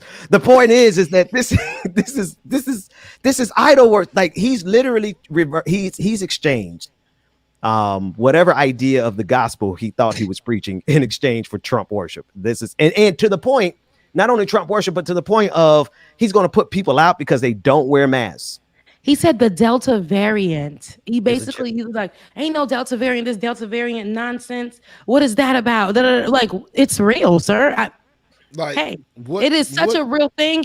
And somebody in your audience may have it. And I'm pretty sure somebody in your audience is actually vaccinated. You could be vaccinated. I guarantee you he's vaccinated. Right. There's a likely chance that you are vaccinated. And what you're doing is preaching to your people. We say this every single day, guys. We say this every single day, that these people are doing a disservice to their flock. They're doing a disservice to their constituents. They're doing a disservice to the people who really follow every single thing that they said. This is supposed to be good counsel, and it's not good counsel. I don't care if you're Christian or whatever you could be. Your leader should give you good counsel for whatever following it is. And it's to be in good health. And it's to, and follow prosper. other good counsel. You are not a doctor, sir. And God or whoever y'all believe created folks who have the ability to help us get through things, through sickness. Like he wouldn't just drop scientists on the world. He wouldn't just drop doctors on the world. He wouldn't just drop lawyers in the world. He wouldn't just, all of these people are in place for a reason. And these doctors are here because I don't believe the science. I'm sorry. But I don't believe the science. They don't believe the science either, though, Ben. They don't believe the science, though, either. So, and I guarantee he's already vaccinated. Guarantee you. Dumbass got a vaccine. Telling his flock. Luke Kang in the chat said, man did 6 microphone taps, then a 6-degree spin. It was in the air for 6 milliseconds. Thus, he just used the mark of the beast 666 and tried to summon the devil. Hey, that's a conspiracy theory right there. Right there in itself. Corona. C is the third letter in the alphabet. Oh, and when you 15. Drop it low, how many letters is Corona spelled? How many letters is that? 6. Oh, man. Hey, bro, on the 66th variant of the virus. What's up? On the 6th day of June. Hello. In the year of 2006. Actually, we just missed because yesterday was the 26th, so I believe this was filmed possibly on the 26th. So that gives us another number 6 right there. So how many 6s did we just calculate? We just calculated 3. 3 in the spans of about 6 minutes that we've been talking about this. Which leads us to know right there, the Delta variant is a lie. The Delta variant represents a pyramid. Delta, the symbol for Delta in calculus, is a pyramid, harkening back to the 2nd and 3rd and 4th, as you said, the 5th eye of intelligence. And if we don't look at what this man is saying, we won't see the elegance of his arrogance. Wow. That made all the sense in the world. It didn't make no sense. Bullshit. Okay? This is exactly what Wait, our poem or his sermon? All of it. You see how we sound crazy? He sounds crazy, but the theatrics carries him through. The theatrics that they steal from us carries them through. The music that I'm going to put underneath this in post-production is going to carry our poem through. Go ahead. The theatrics will carry. I just watched this thing on TikTok. Somebody put some sad music under it, and it made me like think, is this going to be something sad? It wasn't. The man was saying stuff, and it didn't do what it was supposed to do. It didn't give what it was supposed to give. It was supposed to make me feel and be one with it. That flip and turn did not make me feel empowered to say feel no anointing? hell to the Delta variant. The only way I'll say hell to the Delta variant is it is not going to claim my life. Okay, it's not going to claim my family's life. We're going to make sure we take care of ourselves, stay masked up. What we're going to do is make sure we get vaccinated, and we're going to make sure we are 100% taking care of what needs to be taken care of, and that it's us and ours. We will not. I haven't stepped foot back into the church because it looks just they stopped wearing masks, and I just can't go. And they're no longer social distancing. Well, here's the thing. Here's the thing that I need y'all also to say something about is because did you ever really, really, really believe that they would be so committed to their stupidity that they would be willing to die? Because that's next level. Like, I played a lot of games in my life, but none where I'm like, oh yeah, I'm gonna F around and just get this Delta variant. And the dude from what's that mega church, that Willowwood or something. It was a guy, 34-year-old guy who was a member of one of these big mega churches, and he tweeted online, he's got 99 problems, but a vaccine isn't one. And then he died. He died. He posted a picture of himself in the hospital saying that he's going to have to go under, basically have them put him to sleep. He had to make that choice for himself because he could no longer take the what was happening. He couldn't breathe, the pain. And so what he did was put himself, or a lot of people to put him under to see if that would heal it, make him better. But he ended up passing. And that was a lot to see. It's funny, because remember during the beginning of the pandemic, we saw people saying in one instance on social media, hey, F COVID, it's nothing. It ain't, it ain't doing nothing or whatever. Like it's not doing nothing to nobody. We weren't even at the vaccine stage yet. We were only talking about wearing masks, you guys. And they were out there saying, I ain't wearing no mask. I'm still going to go out and do what I need to do. Right. We didn't have any information. People still trying to be outside. And that same man, a few people, that wasn't even the only instance at the time, a few people literally who were posting that and making all the rage about going out still and staying unmasked. They died. Yeah. They flipped their script and said, hey, I'm dying of COVID-19. This is before we had a vaccine, y'all. This is before we knew anything. And now we have people who are still out here saying, I ain't getting no vaccine. And that's okay. I'm not going to shame you for not getting the vaccine, but then don't go out and stay masked up if you're going to go to the grocery store. And if you end up going somewhere, quarantine yourself. Do not go around your family. We still have to apply those same rules. To me, I think that's better than the CDC just telling us all be out in these streets. Because I'm trying to survive. Yeah. I'm trying to have as many of my friends and family with me on the other side of this pandemic. I got time for these dumb ass Republicans playing these games with their dumb ass lives. I'm like, y'all tripping. We're not playing Democrat games, like old boy said. We're not playing reindeer games. We're not playing Republican games. I'm not playing any games with my life. Take care of yourself, and that's what this is all about, so that we will not be something that we go back and be like, this is what this person said, and now they have no life to even speak about them getting through this. So we're going to take it to a quick break. Give us something nice to listen to, Bubba, and we'll be right back after this with more Like It or Not. Yeah. Shout out again, everybody, man. Welcome again to Like It or Not, the Benjamin Dixon Show on the clock with Georgia Foot, y'all. Good morning, everybody. Going to get through these patron lists. It's been a lot because your boy has been gone. So here we go. Can I pull on this stuff real quick? Woo. Oh my God, today. Our new patron members, we have Deborah D. Our new Twitch subscribers. Here we go. Cam Tokes, Bump Dragon, Firewall CMD, Semi Lynn the Con Dragon, who's been subscribed for 4 months already. Z After, who resubscribed. Silver Knight Dragon resubscribed. We have Amy K. Blue, who resubscribed. Mimosa Dragon, shout out to you, who get the 2 subscriptions to John F. McDropple and Ginger Snip Snap. Sammy Lynn the Con Dragon gifted 16 subscriptions. 16? Sammy Lynn? You're a real one, sis. I appreciate you. We have Zivis X, who cheered 190 bits. Spectacular Snyderman, who cheered 6 bits. Ginger Snip Snap cheered 30. Rachel Letney. Rachel, good morning, cheered 50 bits. Pizza Cotta cheered 200 bits. Hollywood 2000 cheered 100 bits. Rachel Letney cheered another 100 bits. My God, y'all is bidding the hell out of us. I hear y'all. And we have Siscat, who cheered 200 bits.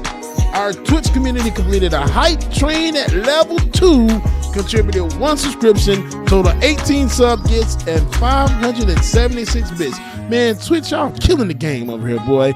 Let's see. Moose Soup resubscribe. We have Sammy Lynn, the Con Dragon again, who gifted 8 subscriptions. Excuse me. Take a break. Pause. Let me hydrate. Oh, I know where my water is. All right, Mimosa Dragon gifted another subscription.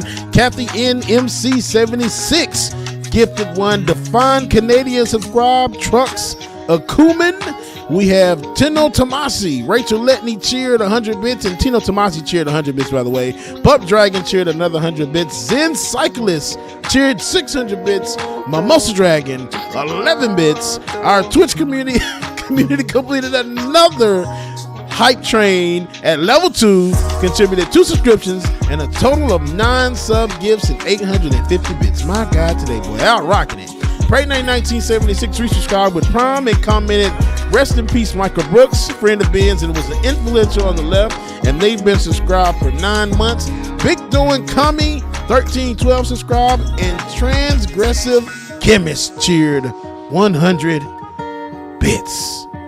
Woo! I got through it, y'all. That was a whole goddamn line, wasn't it? To the point I missed the whole song. So we're going to go back and hear the goddamn again. Here we go. And if you have not already, make sure that you go subscribe. Patreon.com/LikeItOrNot. Patreon.com/LikeItOrNot. Become a member today, y'all. You can do this. And Friday, Friday is going down. It should have went down last Friday, but I was traveling, so don't worry, I'm back. Friday, patron party. Patron party. Patron party. Patron party. Patron party. Make sure that you're there. Friday, y'all. Friday evening, okay? Make sure y'all check the emails. It'll be coming out soon. Let's go. My energy.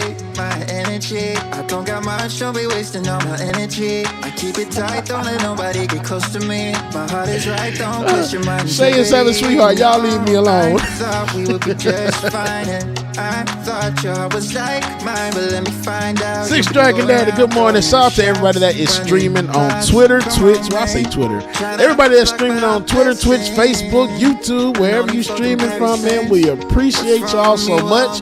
Make sure that you hit the like button, subscribe, so you know when everything is going down. You don't want to miss it. I promise you. Promise. But pay me what you owe me for, I make what you've been saying about me true. Tell them I need my money right now. Mama, I see you in the chat. Mama, good morning. Sorry to tell you, I know my value. Let me drop a good classic on y'all real quick. Y'all ready? Here we go. Don't waste my loyalty. I let you in back then because I couldn't see, but now it's clear you ain't never been true to me. My intuition ain't never lied, I had to leave. Slide to the left, slide to the right. Rock with me, baby, we can do this all night. Slide to the left, slide to the right. Come on, come on, come on. Yeah, slide to the left, slide to the right. Rock with me, baby, we can do this all night. Slide to the left, slide to the right. Come on, come on, come on. Hey, slide to the left, slide to the right. Rock with me, baby, we can do this all night. Slide to the left, slide to the right. Come on, come on, come on.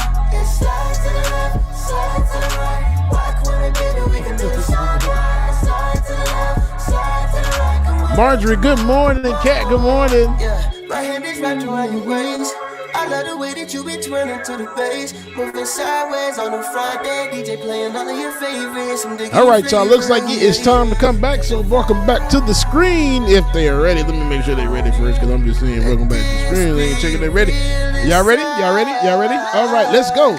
Welcome back to the screen, y'all. Rebecca and Ben. All night. Come on. Well, I got more right-wing pastors or I got the stories that you dropped, Rebecca. It don't matter which way we go, it's all going to connect to the same kind of stupidity that we see every day in this country, more or less. Which way y'all want to go? Let's go with that one pastor clip so we can knock it out since we're already on the same wave right now. On the same, because it's in the same. Well, this is the extension of the pastor clip. We just looked at Reverend Pastor Greg Locke, whatever his name is, and he was telling his congregation that he would not allow them to come into his church wearing a mask. And then the conversation went to how deeply committed these people are to their politics, to the point that they will let themselves die. Okay. Here's a clip. There's two clips. I just want y'all to see how far this goes. This is a clip of anti-vaxxers out of rural Arkansas. And they were featured in a CNN report, just showing you. I need y'all to see how committed they are to their ignorance, because these are the people we're fighting against. And so it really should matter to the audience that you understand we're fighting against an opponent who has no regard for their life or the lives of their children. Let's watch the first half of this clip. Arkansas has the third lowest COVID-19 vaccination rate in the country. Just 36% of the population is fully vaccinated. Like many places with low vaccination rates, it's now seeing a spike in cases. Are you going to get the vaccine? I have not, and I will not. I'm not a guinea pig. You got COVID? I did, that's the reason I didn't get it. But then after I got over the COVID, I had a heart attack. So why would you not get the vaccine? I might have a bad reaction to it. I see. It's real. COVID's real. I nearly died from it and will probably have issues from it for the rest of my life. The nurse who was on a ventilator, when we went to her house, she had Fox News blaring on a huge TV. She's not necessarily a fan of our network, but she wanted to get the message out. And so I was like, you know these people best, like, how would you convince them? And she said, I don't know. And then she said something that really stuck with me, which was, our country will never be the same after COVID. She thinks that it will always be around the corner, another variant, that it's always going to be sweeping through people, and that these attitudes are so baked in. There doesn't seem to be anything that can change it. Okay, so this is in Arkansas, and I really want to get clarification on what the barber, first of all, old boy in the back, he got him way up at the top. He ain't even get him right. You see the fade in the back? It wasn't even giving a fade. It was like, what the hell? A mullet? Or like, what was that? It wasn't. Definitely was not a mullet. It wasn't right. We digress. See, he said he got COVID, can't even cut hair right. These effects are very lasting. Okay, so that affects your business that you can't cut hair correctly, sir. But he said he had COVID. What was the reason that he said he wasn't going to get the vaccine? Yeah, you heard that because he was afraid of the adverse effects. Oh, that's what he said. So the COVID didn't give him adverse effects. I mean, hearing the woman, that heart attack sounds like an adverse effect. He literally got a heart attack after he had COVID, and that's a long-term effect of COVID. Okay, and listen to this: the woman still sounds like she can't breathe. Remember when COVID first came out and we were people were just breathing very, very heavy and could not breathe and could not breathe. I got you. We'll wait for the after party. And could not breathe. And honestly, even me watching these different shows that were trying to incorporate COVID in their shows, everybody had breathing issues. They could not breathe. Remember, there was a shortage of ventilators. To this day, some hospitals still have a shortage of ventilators.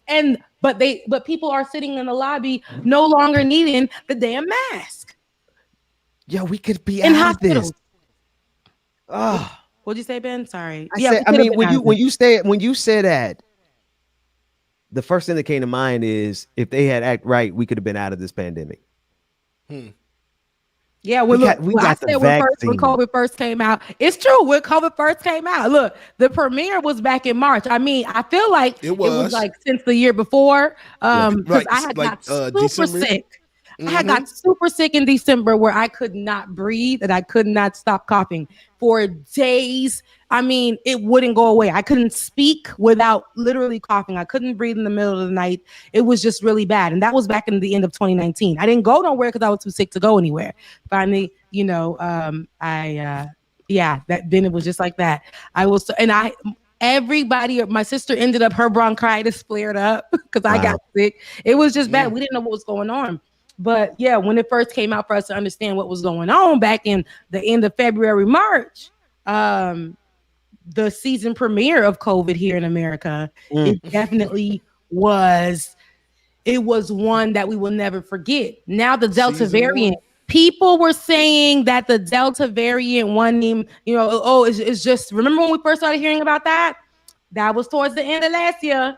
And now it done found its way over here. I have a friend who didn't get vaccinated. I'm not going to call her out, but been on social media. And I'm like, damn, she go everywhere with no damn mask. And she's one of those people that be like, Howard, you're sitting down on the couch. You're not making any money. Here's 6 ways to make money. Right now, if you're using Instagram, here are 3 ways you can make your reels make money for you. That's her every single day. And she goes in brunches every weekend. I'm like, that's fine because I go to brunches too.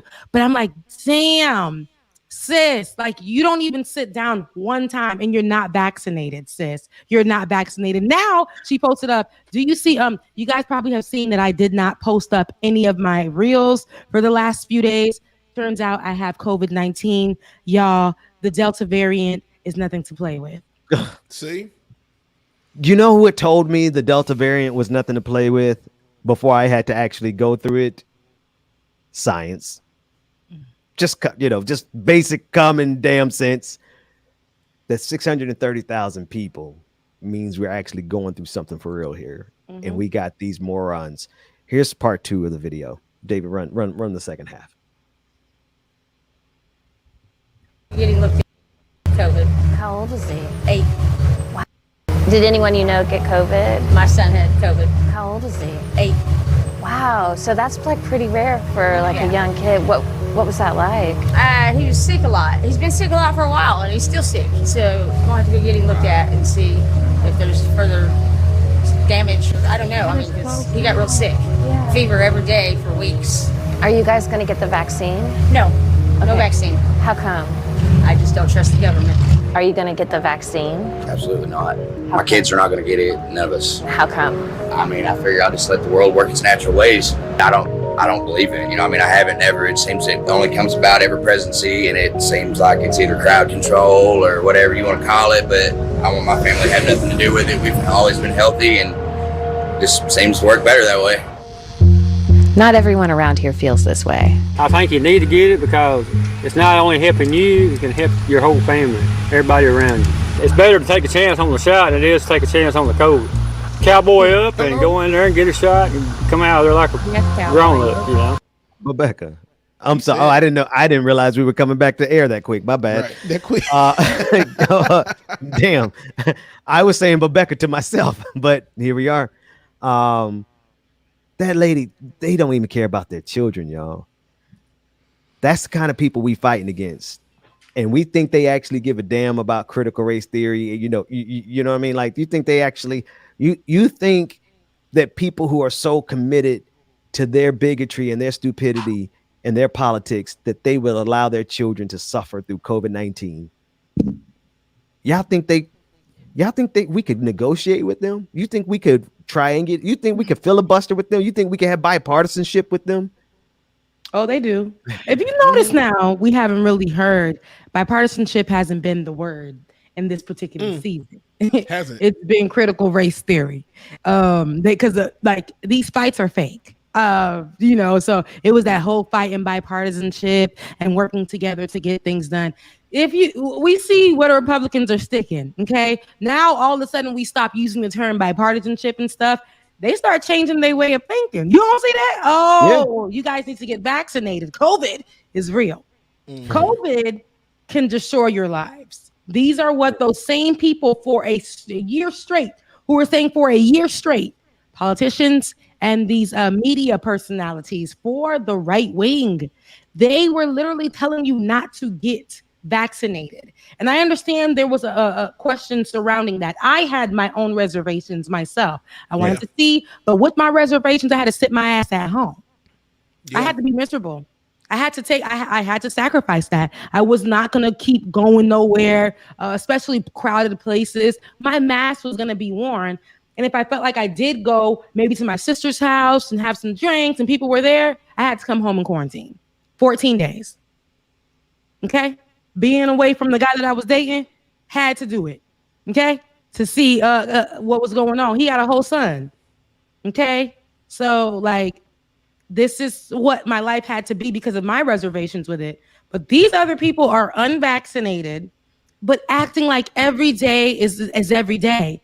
And as we look right now, that woman, as we heard, that woman who said her 8-year-old child was suffering with COVID-19 and has still lasting effects from COVID-19, couldn't get the fever to break, but she will not.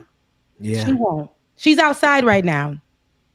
She's outside right now, not knowing if she's carrying nothing. Which 9 times out of 10, she probably was the one that gave it to him.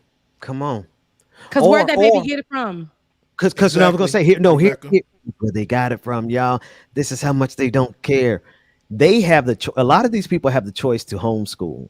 Not everybody. There's a lot of essential workers black folks who have no choice but to send our kids to school because we got to go pay the bills. These folks have an option. And they still send their kids to school anyway because they do not care. And so it's possible those kids could have picked it up at school because they refuse to shut down the schools. Yeah, they don't care about their children. What do you think they're going to do to this planet? What you think they're going to do to black folks if they get another opportunity? What you think they're going to do to women? But it definitely could. Yeah, of course it could be the mother. Mother probably was at the bar. He said, cowboy up and go get the vaccine. You hear what he said? He said, cowboy up and go get that vaccine. Terry said, I'd rather suffer from the it's not only helping COVID. you, it can help your whole family, everybody around you. It's better to take a chance on the shot than it is to take a chance on the COVID. Mute him. What you saying, Bubba? I said, Terry said, I'd rather take the chance on the vaccine versus taking the chance on the COVID. Mm-hmm. I mean, isn't that common sense? Common sense. 630,000 people have died. 630,000 people have died from the pandemic. I feel like it's so much more than that. You know, we have hidden figures in these numbers. Okay, these people have hidden the numbers. They have. We know that already. We did stories on how Cuomo had the allegations of covering up the numbers, nursing home. There was so many numbers in that beginning stage of COVID. And that was, to me, they had to hide the numbers so that they can open up the states again. They had a reason to open up their borders again so that people can come back in and they could do what? Create, because for them, money is more important. So the greed, I remember that was our standpoint at that time. And it still is today. We were getting money from the government. Remember them checks was dropping and states was opening back up. Little by little, the first state to have COVID-19 literally was saying, hey, we ready. We ready for y'all to come back over here. We're ready. And I'm like, what sense is it making? What we're not going to do? Dollars and cents. Oh, it does. Them. It does. That's what it was. It does. And if there's this Delta variant seems to be very severe. And the LA, there's an LA county that took matters into their own hands and decided to shut down their whole area again, and go back into the quarantine environment, and shutting down stores and limiting hours at the grocery store again. I wouldn't mind, y'all. I wouldn't mind going back and going back into a shutdown, where everybody is just, I wouldn't mind going back into a shutdown. We need to like, and I'm I gotta travel this weekend, and I've already bought my plane ticket, but I'm about to drive because I got to be able to manage. You are not gonna drive in. No, watch me. No, let me tell you why. The Delta variant. Listen. I ain't got time. See, there are certain scenarios where you are at the mercy of everyone else's good intentions. I ain't got time to get on a plane. What a lot of people aren't saying is we can wear our mask. We should wear our mask, 2 or 3 masks, whatever many number of masks we wear. But it is the other person wearing their mask that protects our lives. And when you're in a plane, you're traveling, you're in a restaurant, you're in a closed room, wherever you are at the mercy of the other person's willingness to participate in protecting you. Y'all think I'm looking around with the Delta COVID variant and listening to I'm flying out of Georgia. You think I'm gonna put my life at risk for some of these Bama ass backwoods country bumpkin Trump supporters who refuse to wear a mask? And then they want to record a video on I'm standing up for my rights, and they spewing their COVID all through the plane. Now, play devil's advocate. They do it is still law that you have to have that mask on in the airport, airplane, I times. I can vouch. I have. Me too. I've flown been flued too. out one or more times. Okay, in this particular season, being vaxxed and waxed, and I do say, come on, vaxxed and waxed. that although it is a Delta variant out here in these streets, on Delta Airlines, you actually have a pleasant experience where you can't even slip with that mask. You ain't never seen none of these videos. What's Joy? This lady, Joy Star, she's getting on the plane with you. You think she's gonna put the mask? She gonna record a video saying, "I'm my liberty." Hey, that's fine. She don't have to, because her ass is gonna be right off that goddamn plane. Mm-hmm. She can't even walk through the walkway without having the mask on. They will not let you in the airport without a mask on. Like when I tell you, when I worked in the airport, security, bro, if you don't have your mask on when you walk in that door, bro, they will not let you in there. We're not talking Frontier. We're not talking American Airlines. I don't know that I'm ready to put my life. I said Delta Airlines. I can honestly say that it's been the only. And when I first started getting on Delta, I'm about to have the best road trip I've ever had in a long time. Ben, get your ass on this plane, Ben. If you want to do your best road trip, you want to do whatever that works for you. I'm gonna have a good time. But even more importantly, Seattle. But y'all know, right? Put me on that plane and get me to where I gotta go. Listen, I'm a road warrior. Vacation time is stretched, baby. I tell you what, if I and be there for 1 hour, because if I wasn't doing radio, if I wasn't doing YouTube and podcasting, I would be a truck driver because I love driving. So y'all know I drove from Florida. I drove from Florida to Boston nonstop, like 3, 4, 5 times in a row. That was back when you had young legs, Ben. It ain't that no more. I got a lot more grays in this beard. I used to drive all the time from I got 2 minutes. I got 2 minutes Georgia to Florida all the time, and I did that during the pandemic. I said, "This is dumb." Look, hey, this is dumb. Y'all, listen. I gotta go do that thing. Oh yeah. Fingers crossed, right? No. Okay, look. Yeah, fingers crossed. Fingers look. In the name of Jesus, you will. And it shall. Where 2 or more are in agreement, it shall be done. Okay. On me. Yes, Lord. Thank you, Jesus. Okay, I'm logging out. It's in y'all hands. It is. All right, brother. Have a good one, Ben. Look, so what's up? Being gone. So what we about to do? What? Let's go do some hood rat shit. Let me start playing. You know, I'm in Florida, girl. What's up? Let's look, hey, this is the time. We are at the 10 o'clock hour. You guys are tuned in to Like It or Not with Rebecca Azor and DJ exclusive Bubba Williams. All right. And what we're about to do for you is drop something real nice. You want to play something for them real quick, DJ? And while he's looking for something to play really quick, I'm going to go to a quick break because we have 2 really good stories to cover. And I really want to make sure we get to that. But right now, since look, the boss ain't in the house, we can have a little good time. And while we have a good time and we change things up a bit for this after hours, but we're going to keep it open. We're not going to move to private, David, because look, Daddy ain't here. So we could definitely keep it open. And if we're keeping it open, what does that mean? Gone. That means it's free to you, but definitely tip the host and tip the DJ. You already know what it is. Go ahead and change our @ signs to our $signs on Cash App and go ahead and play something nice for them. DJ X3C. And we'll be right back with more Like It or Not after this. Rebecca about to be my hype man at all my DJing shows. Another throwback jam, y'all. It's Throwback Tuesday. It's Tuesday, huh? All right, y'all. Here we go, y'all. Y'all make sure y'all stay tuned. The stream is open. It's public. Make sure that you tip your DJs and your hosts, y'all, because without you, we can't make this happen, y'all. DJ X3C on Cash App and Becca's voice on Cash App as well, too. Trying to put me wrong in every fight. Ooh, I got like 5,000 sounds right here. There we go. Always wanna check me. Wanna call me out. Mama talking about be good in the chat. Where you travel for the sense. You love me and I love you, but butting heads is what we do. Bullheaded, stubborn, wild, crazy lovers. You love me and I love you. Why can't we just match the two? Why David is Becca's voice. BECCASVORCE.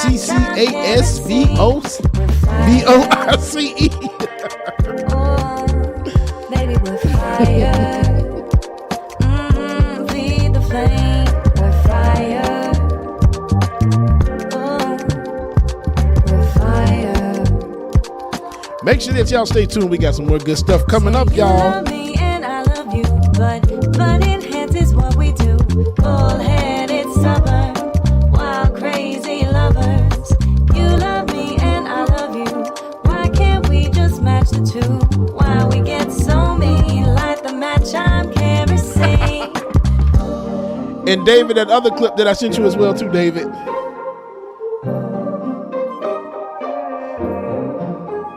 But she look good. You ain't gotta stand in the mirror with your makeup on, cause you know that take way too long. I just want that right now, girl, you Uber outside. I can't wait just to get this song. While Papa is away, the kids will play. Yay! Oh, y'all come on inside, come on inside. Daddy gone, we can play, we can play. Shout out to everybody, y'all. Thank y'all for tuning in. Make sure that you stay tuned. We got more Like It or Not coming up next, y'all. Girl, I'm tryna taste it. You know what I like. Known to get freaky in the night. When she hit the room, you know it's on sight. And she all on my type. And you know I don't like to wait, no. But she look good. You ain't gotta stand in the mirror with your makeup on, cause you know that take way too long. I just want that right now. Girl, you Uber outside. I can't wait just to get this song. You want it right now. Want it right now. Don't take too long. Yeah. You want it right now. Want it right now. Don't take too long. Girl, don't take too long. I've been waiting on you to pull up. Girl, I know you got a member, he can stay at home. He don't need to be around. Marcus, yes I am. Digging in the database, not the crates, the database. Roll up. My baby, just hold up. Say you got a friend, bring it in. We can do what you wanna. I know you need it. Not to sound conceited, but girl, I complete you. I don't wanna wipe you up now. But you look good. You ain't gotta stand in the mirror with your makeup on, cause you know that take way too long. I just We make y'all whine a little bit. Dirty wine, dirty wine. Boop, boop, boop.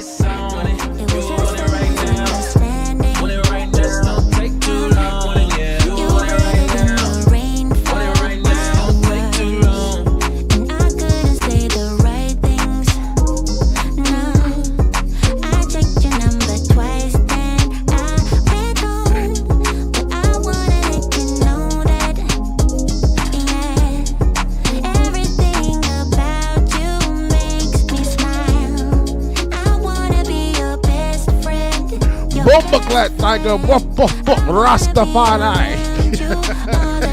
Y'all alone this morning. I'm not playing with y'all, okay?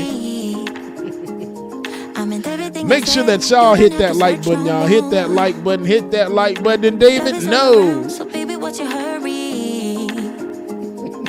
You don't have to prove us to anyone. You don't need to worry. Go down low, seven. Go down low, honey. Go down low, baby. Go down, seven, give me love. Go down low, seven. Being here, I'm gonna sing every song that I'm about to play, okay? All right, y'all. Y'all welcome back to the screen. My sister from another mister, Rebecca. You better sing them songs because Daddy ain't home. What'd you say, Rebecca? I said you better sing them songs because Daddy ain't home. So you know what I'm saying? Listen, this is what we do. It's a party. It's a party. It's a party. It's a party. That's what we're doing here. Okay. But you guys, Ben said, cross your fingers. We don't know what's going on, but hopefully it's a good opportunity for us to be out of the streets. Even though I like the streets a little bit. I like the streets a little bit. The streets is cool. I had so much fun this week. I feel like I've been gone from Atlanta for so long, and I've enjoyed the hell out of it. Like, I'm sad I'm leaving today. Like, where's your life life in Florida? Huh? My Where's light your went light? out. So yeah, it went out. So Okay, that's why look, I'm okay. looking like that's why the mood lighting is going on. It's like, yeah, welcome Yeah, to yeah. TJ Exclusives, like it or Welcome not. to Like It. Yeah, that's what it's giving After me. hours. You are tuned in after hours. Yeah. I don't got that voice, but I kind of got that voice. 'Cause I'm deep. Right, but I you ain't do, deep, you do. like right in there. I ain't there yet. You know. You sound better than mine. Okay, get that little sound like you think or something. Look. But you guys definitely, but while Ben is doing that, we definitely look down right here is our Cash Apps. Tip your host and tip your DJ. We're gonna have a good time in these next 28 minutes. We're gonna have a really good time. We Right. got if we can cover 3, but we got 2 really good stories for you. It's one particularly that I think you guys will love. It's another preacher story, but I'm gonna let Bubba definitely cover that one. But I want to hit this one before we definitely get out of here. This has been something that has been going pretty much viral. Well, we knew that in the past few days, not the past few days, the past few weeks, the whole scandal between Sha'Carri not being able to participate in the Olympics because of testing positive for marijuana during drug tests, and that has been a story. That has been a conversation, and we've said, why don't we just let her run? That has been the whole the hashtag for her. Let her run. And for a lot of us, we've had the conversation and we talked about the use of marijuana or CBD or whatever they call it nowadays. I don't know, but just basically how people are profiting off of it, and usually it's people that are not of color. White people have dispensaries and they're growing in a growing business in this with marijuana, while people are serving almost life sentences at times for selling marijuana or being caught with it in their vehicles or driving while high. But so she began trending again, and this is Sha'Carri, after Olympic athletes were actually posted on a Forbes story about using cannabis. That's another word for it, about using marijuana. And for the story, they spoke to U.S. soccer women's the national team, soccer star Megan Rapinoe. I hope I'm saying her name right, but I remember her, Megan Rapinoe, who uses CBD products made by Mindy, a CBD company her sister, Rachel Rapinoe, co-founded. And she does this to get ready, y'all. And Megan, who previously supported Richardson and says that all athletes should be able to use marijuana, says she uses CBD to help her get to sleep and recover after training sessions. Okay. Now, after the article that helps promote Rachel's company, made rounds the last couple of days, fans are noting that they believe it to be a double standard. One person on Twitter, and this is reported by Revolt TV, one person on Twitter said, "Effing excuse me, Sha'Carri Richardson got banned for using cannabis after she found out her mother died while being interviewed, but somehow it's okay for white people to incorporate it into their training regimens." And here's my thing. Again, Sha'Carri Richardson was kept out of the Olympics due to testing positive for marijuana during a drug test, right? And to me, I honestly believe that this is time and time and time and time again that we see with our Black athletes what we don't see with our white athletes. And I've said this a lot of times. They go into recovery, which we've seen time and time again. Like, they'll go into recovery and they'll go into rehab and get themselves better because of an addiction or whatever the case may be. But she literally hit the blunt out of stress or whatever Her could mom be her died, thing. bruh. Her mother died. Her mother died. And then we're talking about another person, Rapinoe, who was well known for the U.S. soccer team. She's talented, but she's talking about, and she's white, and she's talking about how for her, she uses this to train and recover CBD products. She uses that. And at the same time, it's growing their business, you guys. Her and her sister are growing their business, their cannabis business. Literally growing their business. So what do you think, Bubba? Do you think that this is a double standard? Oh, absolutely, Rebecca. When I first saw this story, this first thing I said, I'm like, okay, so we can take somebody's Olympic dreams away from them because they smoke weed because their mom passed, but then get to the Olympics and you're gonna let, and I hate to say it like this, 2 white women get on there and basically promote their product for CBD oil. And granted, CBD is just it's just the cannabis portion of it, which the THC is not as strong, but still, it's the same. Let's be honest, it's the same thing. Granted, you can go to the corner store and get some CBD stuff, but I mean, I wouldn't trust it. But it's the same thing. It's like it's a double standard for real. Because it's coming from the same plant, right? It's basically yes. So it still has like a very minute amount of THC in it, which is the stuff that basically gets you high. Has a very minute amount, but it's still in there. Yeah. And they utilize it for their recovery, and she was utilizing it for her recovery, mental health and things like that. And people really went after her pretty hard. A lot of people were saying she should have known better. And I'm like, hold on now. Wait a second. I get it. These are the rules, but they literally placed the hammer down on her. And if you look at what's funny, her story before this marijuana story came out was she's such a star. She's beating out everybody. She's went through so much in her life, but look at her making it. Look how she's taking all that pain and putting it into the field. But it was somebody who was a hating ass person who had to be like, drug tester now. It's one of those people. And it's like, find something on her. We need to find something on her. But what they didn't know, one of those Caucasian conservative women. Oh, look at her. She just needs to be tested. Look at her. I don't like how she looks. Just test her. She has to have something on her. I really feel like that's how they are. Like, for real. I hate that, but time is shown. That's how it is. They want to stop her. They wanted to stop her. But this what's so funny is we was like, hey, hold on. That's little sis. Yeah. And what we not gonna do is treat her like she isn't a person. She is human, and we're not gonna act like her hitting the blunt gave her superhuman abilities. Okay, we're not. We saw those weird ass stories that came out that literally said, "Hey, her hair and that Australian reporter tried to come out with a story that said." If we're looking at her hair and how the length of her hair has grown and the length of her nails, it shows a drug abuse. It was so dumb because the nails were acrylic and the hair we know is a lace front, sis. And all of the BS that they tried to come with and the stories that they tried to surround, the narrative that they tried to create, it definitely didn't take away from this girl being gifted. This girl running in the spirit of Flojo, which is Flojo's who we've seen there. It's like, we're not going to take that away from her. If there's anybody that needs to be dealt with, she's going to be dealt with her family fans. That's the black folks who support her and understand.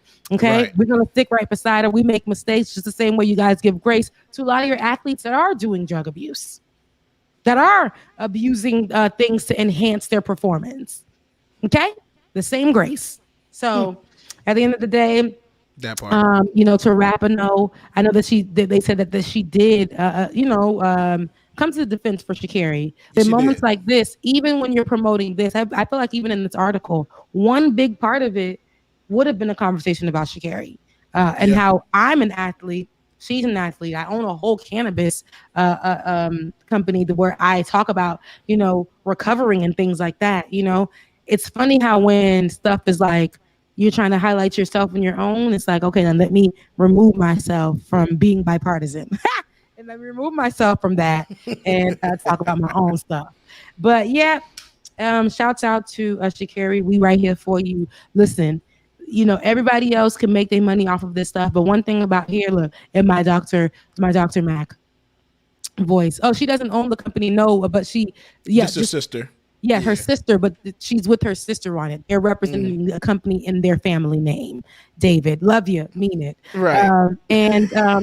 But just like Dr. Carl Mack would say, whether they like it or not, right here on this show, what we're gonna do is make sure that we take care of ours. Okay, we make sure that we create the correct narrative for ours, and that's gonna be it. Absolutely it. I love you, Sha'Carri. We got your back, honey. Got your sister. And Simone Biles, we got your back, honey. All right, Naomi Osaka, we got your back, love, forever and ever and ever, ever. Yeah, everybody, we got your back. Okay. Yeah. Hotties for sure. Right. Okay, David, have all three of them ready. Yes, David. Oh man, oh my gosh, y'all. The documentary on Naomi Osaka on Netflix. You've been saying it. So you know what? I'm gonna definitely support my Haitian Japanese sister Rebecca. and watch it during my slavery. First of all, her daddy is Haitian. Yeah, I know. Haitian. Yeah. But when I tell you, man, this series will have you crying. It really will. It's like, man, she did all that, especially when the other tennis player, the other young black tennis player that was with her that time, and basically she went over to her and said, hey, you want to come do this interview with me? Because this is a lot, and I know it's a lot. I don't want you to go through this by yourself, so come do this interview with me. Oh, bro, I broke down. Yeah, I need to watch. I'm an emotional wreck anyway, usually as a person. So once I start my shift, I'm already like feeling like, oh, it's so, I just hate it here. And I just be like, so I'll watch. You sound like me. Yeah, I'll be like, oh my God, Lord, do I have watch to this? Do I have to clock in? Let me just go ahead and put something on to keep me, whatever. I'll do a workout and then I'll put something on to keep me just mentally here, because I really look, y'all. I'm just not. I don't like it. I don't like it there, guys. I'm abusing people every day. I don't like it. I don't like it. I'm miserable. Yeah, I am, and I mean, I'm grateful to God. Yeah. That I'm able to pay my bills, but y'all, I am miserable there because I am. I'm hurting people every day, and I don't like it, and I'm getting reprimanded for hurting people every day. Yeah, what David said, you gotta look at the silver linings you get through. David, I think that's probably like the only thing that keep me from not quitting my job on a daily basis. Yeah. Because when I tell you, it's just like, man, I'm just like, I'm getting in the shout. I know I'm ready to quit. I'm getting in the shouting matches with my boss on conference call on the phone, and I'm just like, I don't do this kind of stuff, man. Yeah, it's not who I am. It's not who I am. It's not who you are. That's why I try to go in, and that's why doing this, honestly, and I told Ben this, every morning, getting up to do this, it helps me get through. And after this, I usually work out at some point in the day. That helps me get through too. But this is what I love. This is what gives me joy. Being a journalist is what gives me joy. But actually, this is what got me through the pandemic. I went through a tough depression. And I mean, you guys probably seen it unravel right here, especially in the beginning. I went through a really tough depression with this mess. Like just, going through the pandemic and then having to call people and tell them that we're cutting you ain't got nothing. Like we're not taking care of you. Like we can't help you. And hearing them cry and ask for assistance and not be able to assist, and me taking the chance and assisting them, even though they told me not to, and getting in trouble for it. That's just, I can't do it no more, y'all. I think I'm at my wits' end. I really am. Yeah. Hey, David, roll that clip for me, please, that I sent you to play. Rebecca, I love you.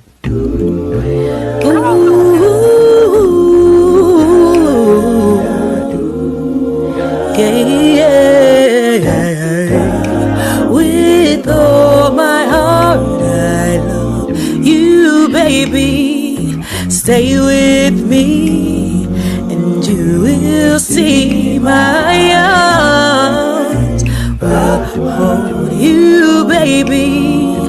Never leave, 'cause baby, I believe in this love, sweet love. Hear me calling out your name. I feel no shame, I'm in love, sweet love. Don't you ever go away, it'll always be this way. Yo, Y'all drop them lines in the chat.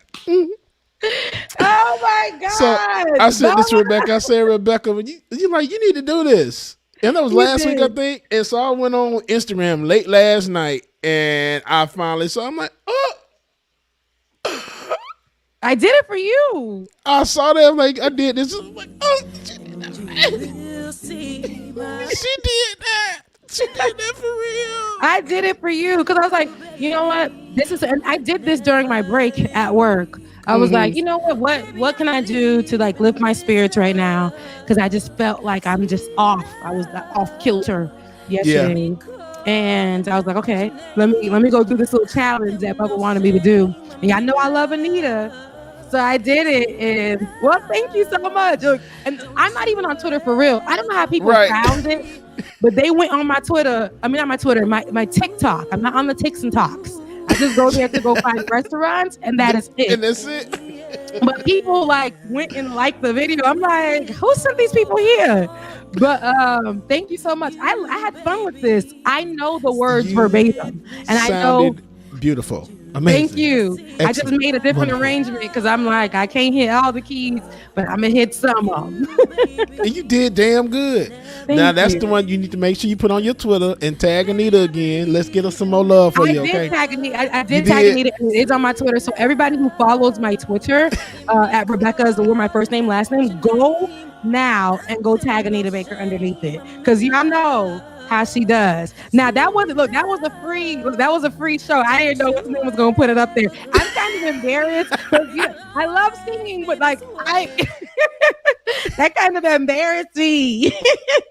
David said, does Rebecca know you playing this? Nope. You can get her today. I'm like, because you sounded good. I'm like, it's on her Instagram page, though, like on the first page, so she okay. Just play it. Oh, thank you. I really appreciate it. You sounded great. I did it for you because I'm like, Ben told me to do this. Let me go ahead and let me do something to lift my spirits up. And singing always lifts my spirits up. And I hope that lifted y'all spirits up. But it's true. So we're probably not. It is 10:22. Right. It is 10:22. We have some and 22 is my angel number. That's so funny. Yes, indeed. Yeah, it is. But I think in the same time, I think we could just kick it right now. Look, Daddy is not here. Daddy is not here. Okay, so Daddy's gone. Oh wait, that's American Dad. I'm sorry. Look, for everybody who liked the video, posted by DJ X3C and sung by Becca's Boys. Y'all know what to do. Okay. Look, lunch is at 12. What's up? Lunch is at 12, and Bubba has to drive back to Atlanta, so you know. Tip your DJ, tip your host. You guys, without you guys, we won't even be able to do a lot of things that we have done. Because of you guys, I was able to pay for my doctor's note, y'all. Like, y'all assisted me. Of course, I paid half of it, but you guys, when I told you guys to assist, you guys definitely did that. For Bubba, we got him a new MacBook, y'all, and y'all know it ain't cheap. So that means that you guys did what y'all had to do, and I really, really, really appreciate that. And like I'm saying, the more that you guys assist, the more that you guys give, the closer we will be to getting the out of corporate and right here with you guys every single day. Imagine me being on time. Every single day. Imagine us actually being on air a little bit longer, giving you guys a little bit more of us every single day. You know, your support is what makes us do what we can, what we need to do. Me being healthy means I can be here with you guys. Bubba having his equipment means that he can be here with you guys playing his music, because you know that's what we need all the time on these breaks. That's what we need all the time when we feeling like, hey, it's a lot of drama happening on screen right now. Let's go have a family meeting real quick. That's Bubba, right? That's Bubba to get us right. So, okay, like, hey, wait a minute now. Yeah, that's exactly how I be. So definitely, you guys, your support definitely means enough to us. Again, you can support today at Cash App, because Daddy ain't here, so we can say whatever we want to say. Cash App Becca's Voice and Cash App DJ X3C. Become a patron right now. So patreon.com/like it or not. That's a members exclusive. And again, we love you with the work that we do, and everything that you do to support us means a lot. Trust me, everything that you do, everything that you give, it's not unseen. Every word that you say, all the love that you give, It's not unseen. It's not unfelt. It matters, and it's everything. So, somebody stupid. Somebody said, "Daddy went out for a pack of smokes and some milk." and look, and we over here looking for all the bad channels on TV.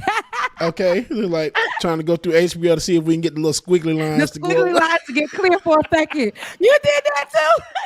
Child, on the big box TV, with the big booty in the back, and the knobs, had everything sitting on top of that TV. Oh I'm like, my hey, Mama, that TV still work? That is crazy. Like, Mama, how the dust that's in the back that we can't even get out the crevice. They don't come out the crevices of the TV.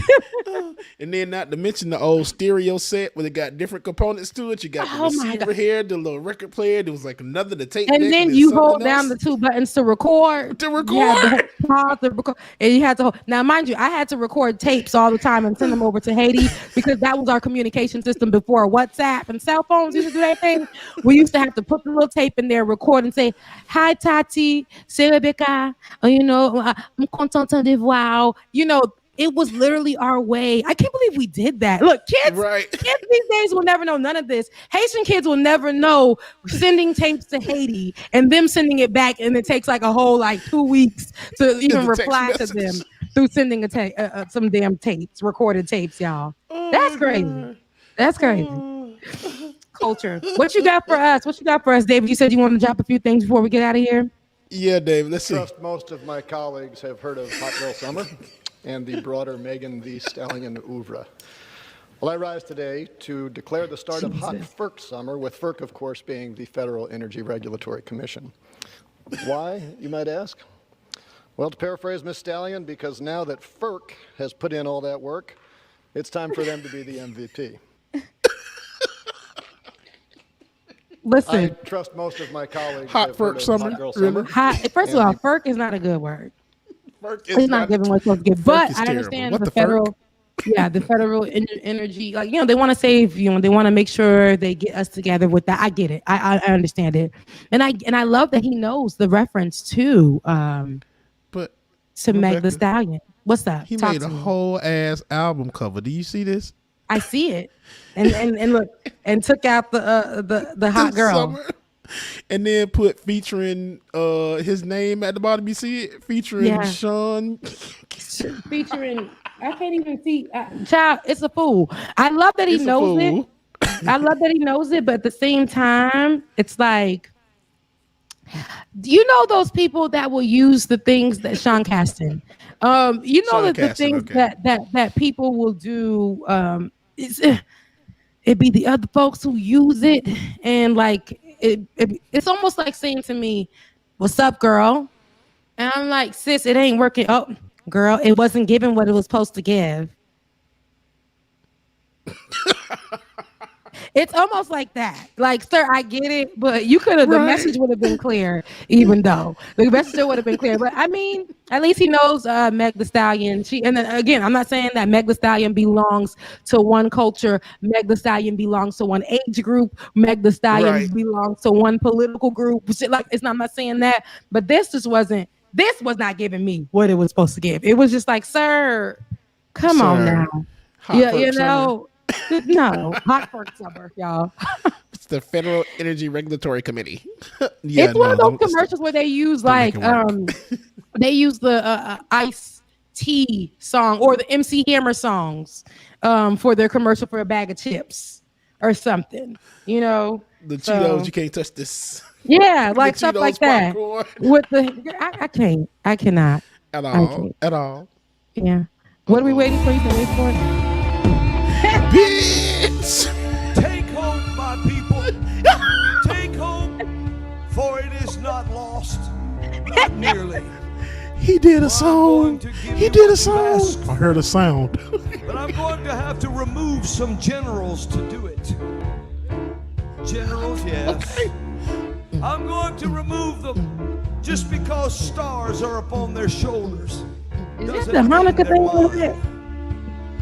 Ain't it I forgot what it's called. The can and no disrespect to anybody, you know, that knows the candle name. Or... But when they set themselves to undermine my nation, Menara. That's right. That's not it, David. Okay. Then they've gone as far as they will go. David said, "I think it's golf candles." That's Billy Ray Jesus, honey. There's Billy Ray Jesus, honey. He done made a song. No, you will hear a sound rising through the rain. You will hear a sound. All my leaders will come. You're about to see. He said you hear a sound. You said you hear sound. You say rising through the face. Hallelujah. Hey. All right. Praise Jesus. Bubba, do you see what? And that's where the Lord. Look, Bubba, this is where the Lord is in the house. Do you feel that, Bubba? I feel the Lord. God. I feel God today, Bubba. See, this is why I feel him today. Look at that, Rebecca. Look at the chick. Hold your hands up. Keep on moving forward. Hallelujah. Get this out of here.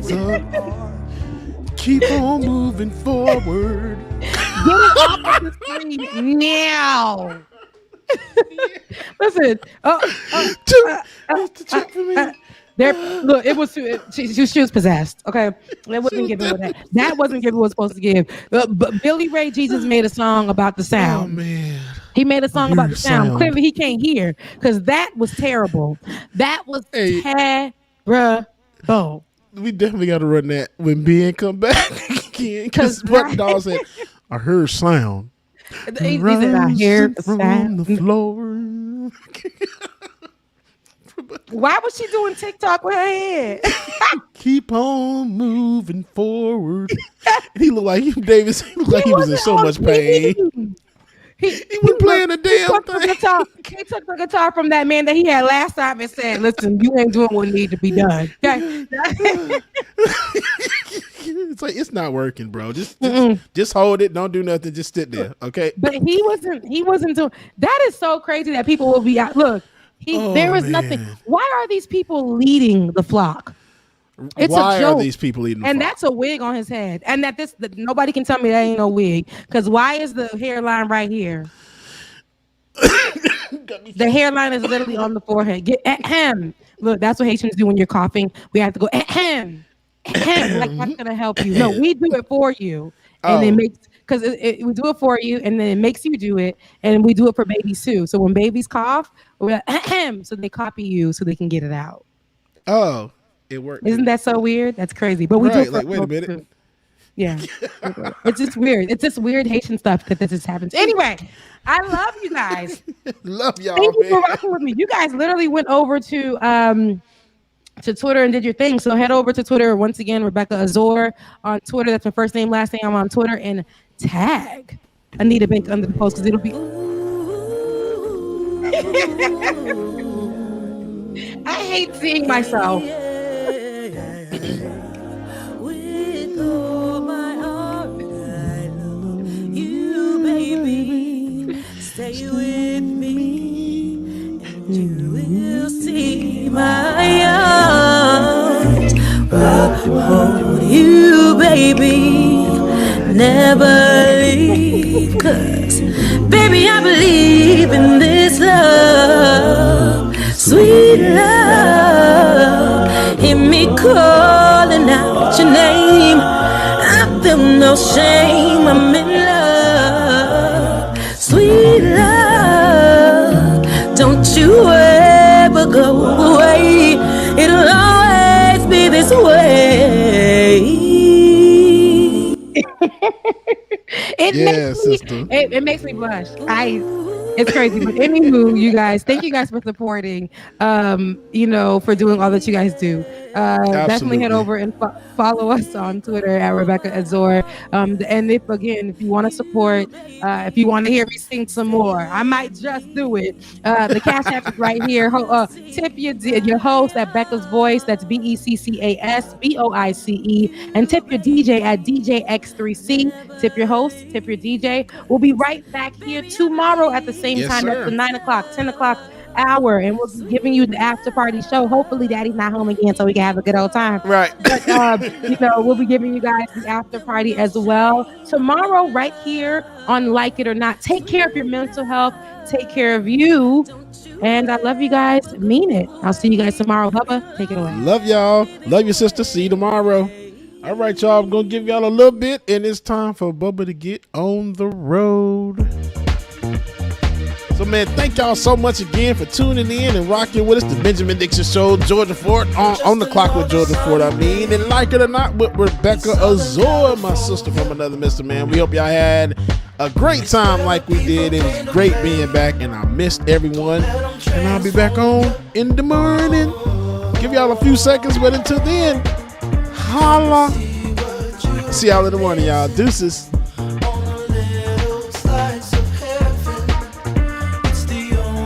Shout out to Chuck Diesel dancing with the lamp. I mean, as long as you're not breaking nothing, he ain't broke nothing in a minute, so it's cool.